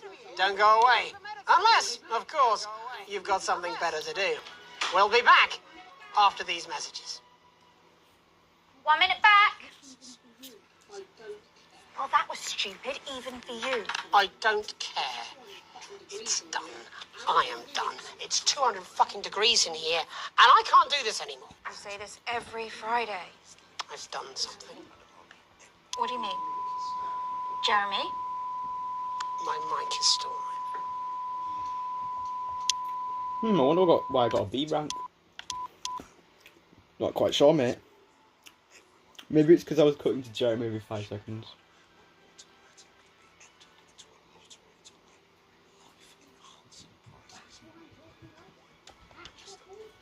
That's what I'm talking about? Cat football? Doing an interview with the War Minister, or a report from Grantham Downs. Even the weather will be more fucking relevant than this. Jeremy, please, just breathe. It's just something light to keep people's minds off things. Exactly, which is wrong. People's minds should be very much on things. Christ, it's so fucking hot. Please take your seats as quickly as you can. I can't do this anymore, Jenny. I've had enough. That's it. This is just... 10 seconds. Get over yourself, Jeremy. Why don't you stop feeling sorry for yourself for 5, 5, 4, 3. Welcome back to the National Nightly News with me, your host, Jeremy Donaldson. Later, we'll be talking to the captain of the territory's first cat football team, Professor Pumpkins. But first, I'm joined by 3 guests with some balmy bodily behaviours. Joining me is a woman who's been hiccuping for over 9 months. Isn't that right, Miss Piercy? Yes, that's right. Yes. Tell us, what brought all this on? Well, it's all a bit of a blur, Jeremy, to be totally frank with you. So I was watching your show, and I remember seeing the news about the election, and it hasn't stopped since. Fascinating stuff. Also here is Frankie Steampipe. Perhaps you could explain to us exactly what your physiological foreboil is. I'm here to say it's high time people like me were respected. We're constantly overlooked on the road. We're constantly overlooked buses, and we're asked politely to leave children's birthday parties. And it's disgusting.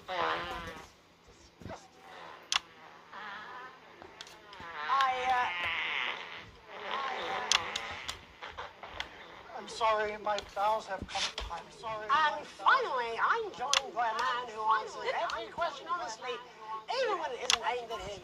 How do you cope with that, Mr. Truman? With a combination of booze, self-hatred, and hardcore self-hatred. Is that?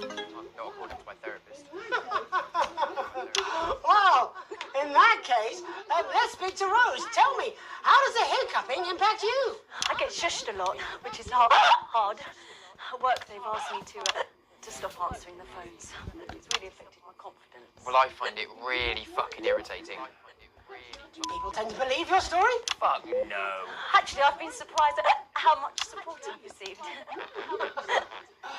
And Frankie, why have you come here today? because my wife left me, and I was hoping that the fame would win her back. We've started a group for people with ailments deemed broadly comical by society.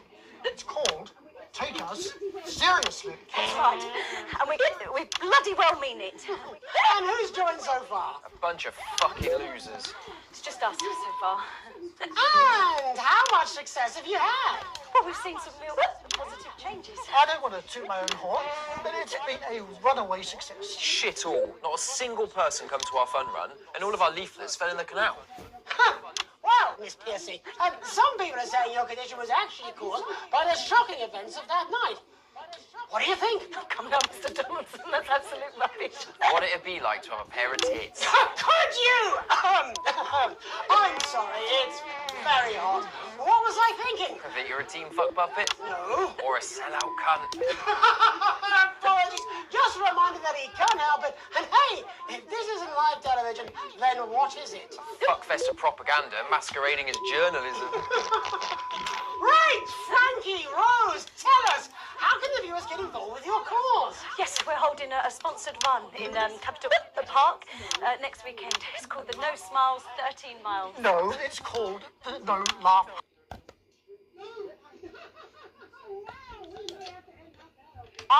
What did I say before the show?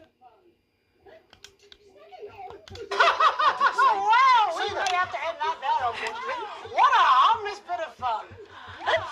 Steady on! This is exactly what I'm talking about. We demand respect. Yes, well, later, I'll be talking to Professor Pumpkin, a ginger tabby with a world-class pair of penalty paws. Is that really necessary? No, it isn't. Let go. Not you. Unhand him at once. Enough! That's enough! Enough! What are you doing? Trying not to piss myself. Alex, cut. Don't you dare! Don't you fucking dare cut to the ads before I tell you to. Now, you in the broadcast centre, Bozeman's little scapegoat, you listen to me. You cut to the ads before I tell you to, and I will kill every single person in this studio. I am thinking about what I'm doing. I've been thinking about it for a long time. We all should be.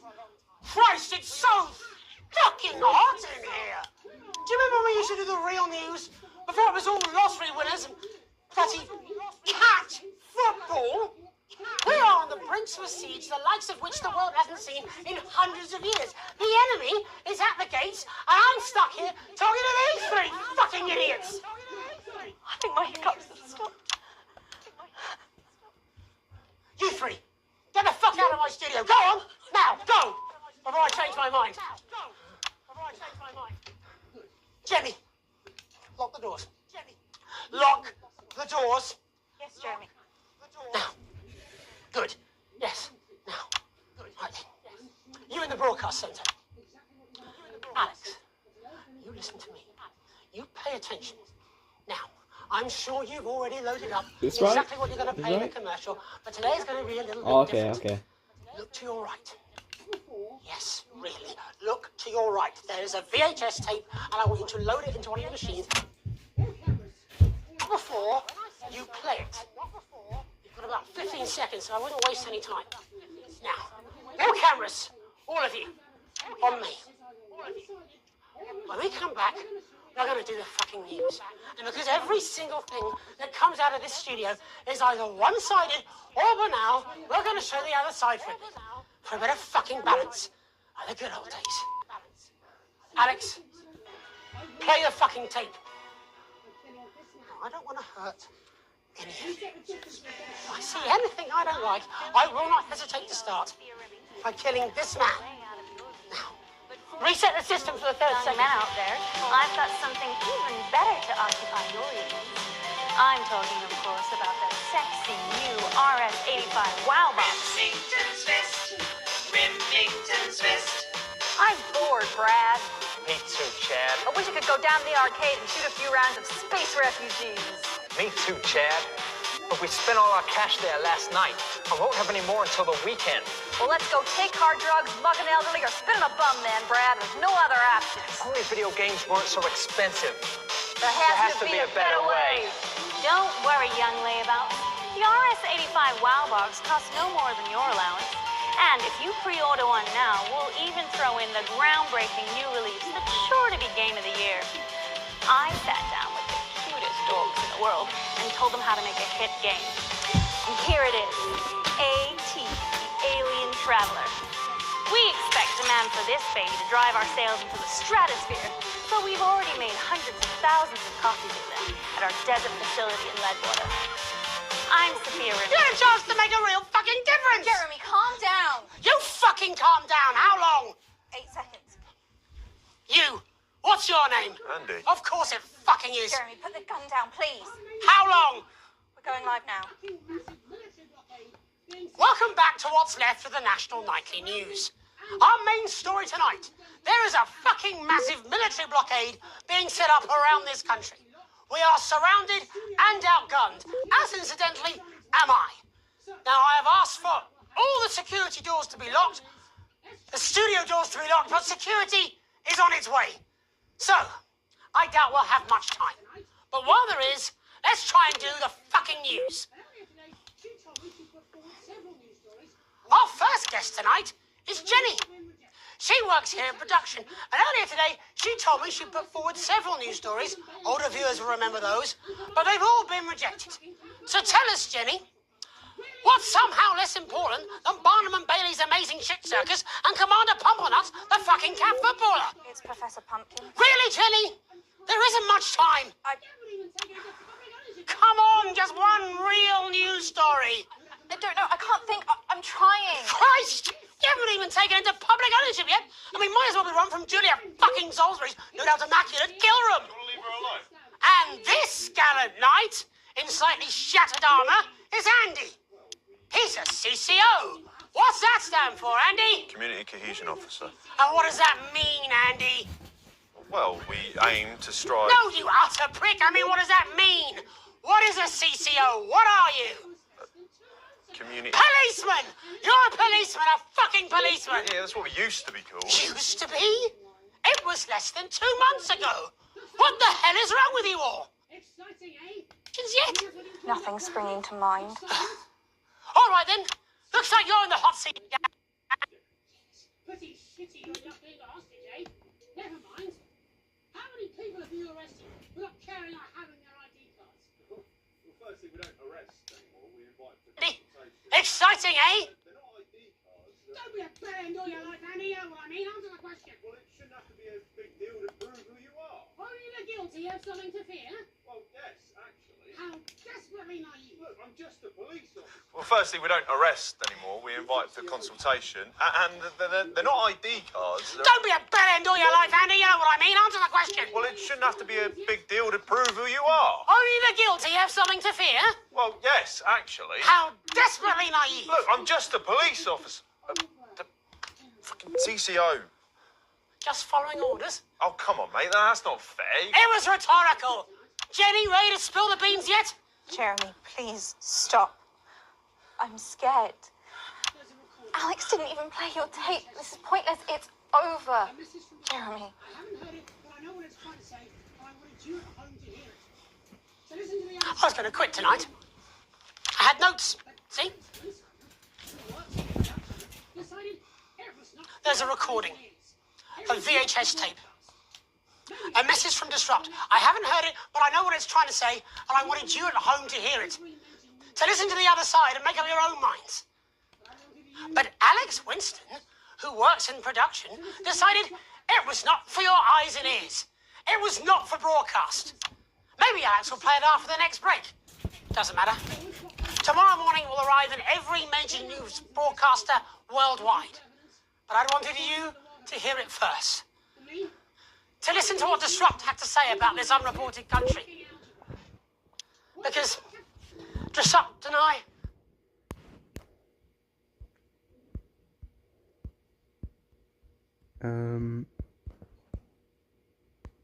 Middle ground, neutral, path D.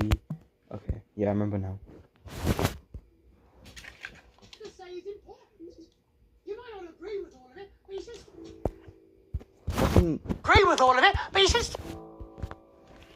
Don't hear it and make up your own minds. Are you serious? Disrupt. A credible source. Get more objectivity.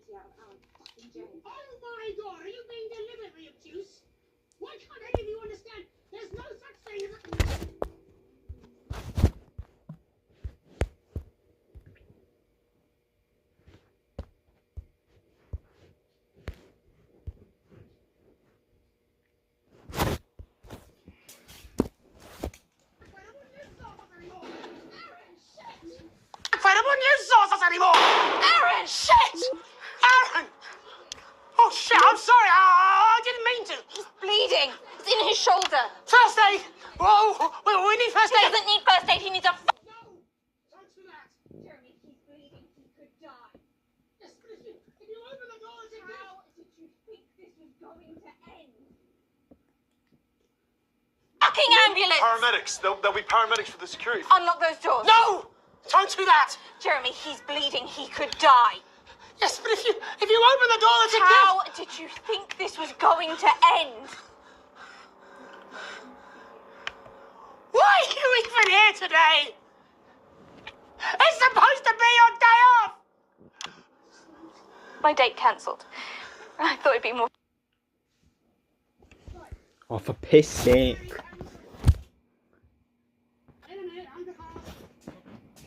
Jimmy, to unlock the doors. Being annoyed with you is it's like wearing a comfy jumper. Cameraman can get the medical attention he needs.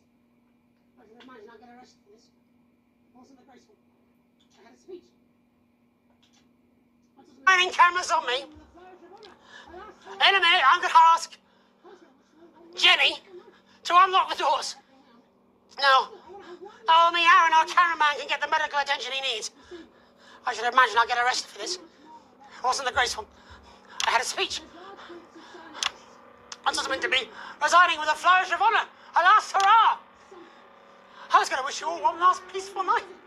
Can't see that happening now. Still, I want to have one last stab at the news before I go. You see, there's so much more we're not telling you. There's large groups of scientists, and they're testing something. Something loud and something... What was that? I didn't think it over the... Don't shoot him! Stay back, please. Mr. Donaldson, Stand you back, have Jenny. 10 seconds to lower your weapon. If you do not comply, we will open fire. God, 10. cut to the ads! 9. Alex, cut 8. to the ads! 7.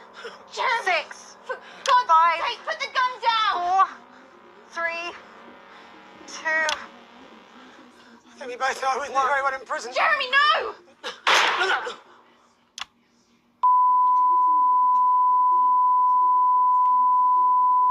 Alright, I'm ending stream now. Because it's been 3 hours and I'm scared about getting the actual footage put on YouTube because 3 hours is like way too long. And if I edit that in CapCut, it's going to be awkward. Formula is a deep fortifying, intensive treatment that repairs and protects hair for irresistible shine. Only as seeds get... What do you mean?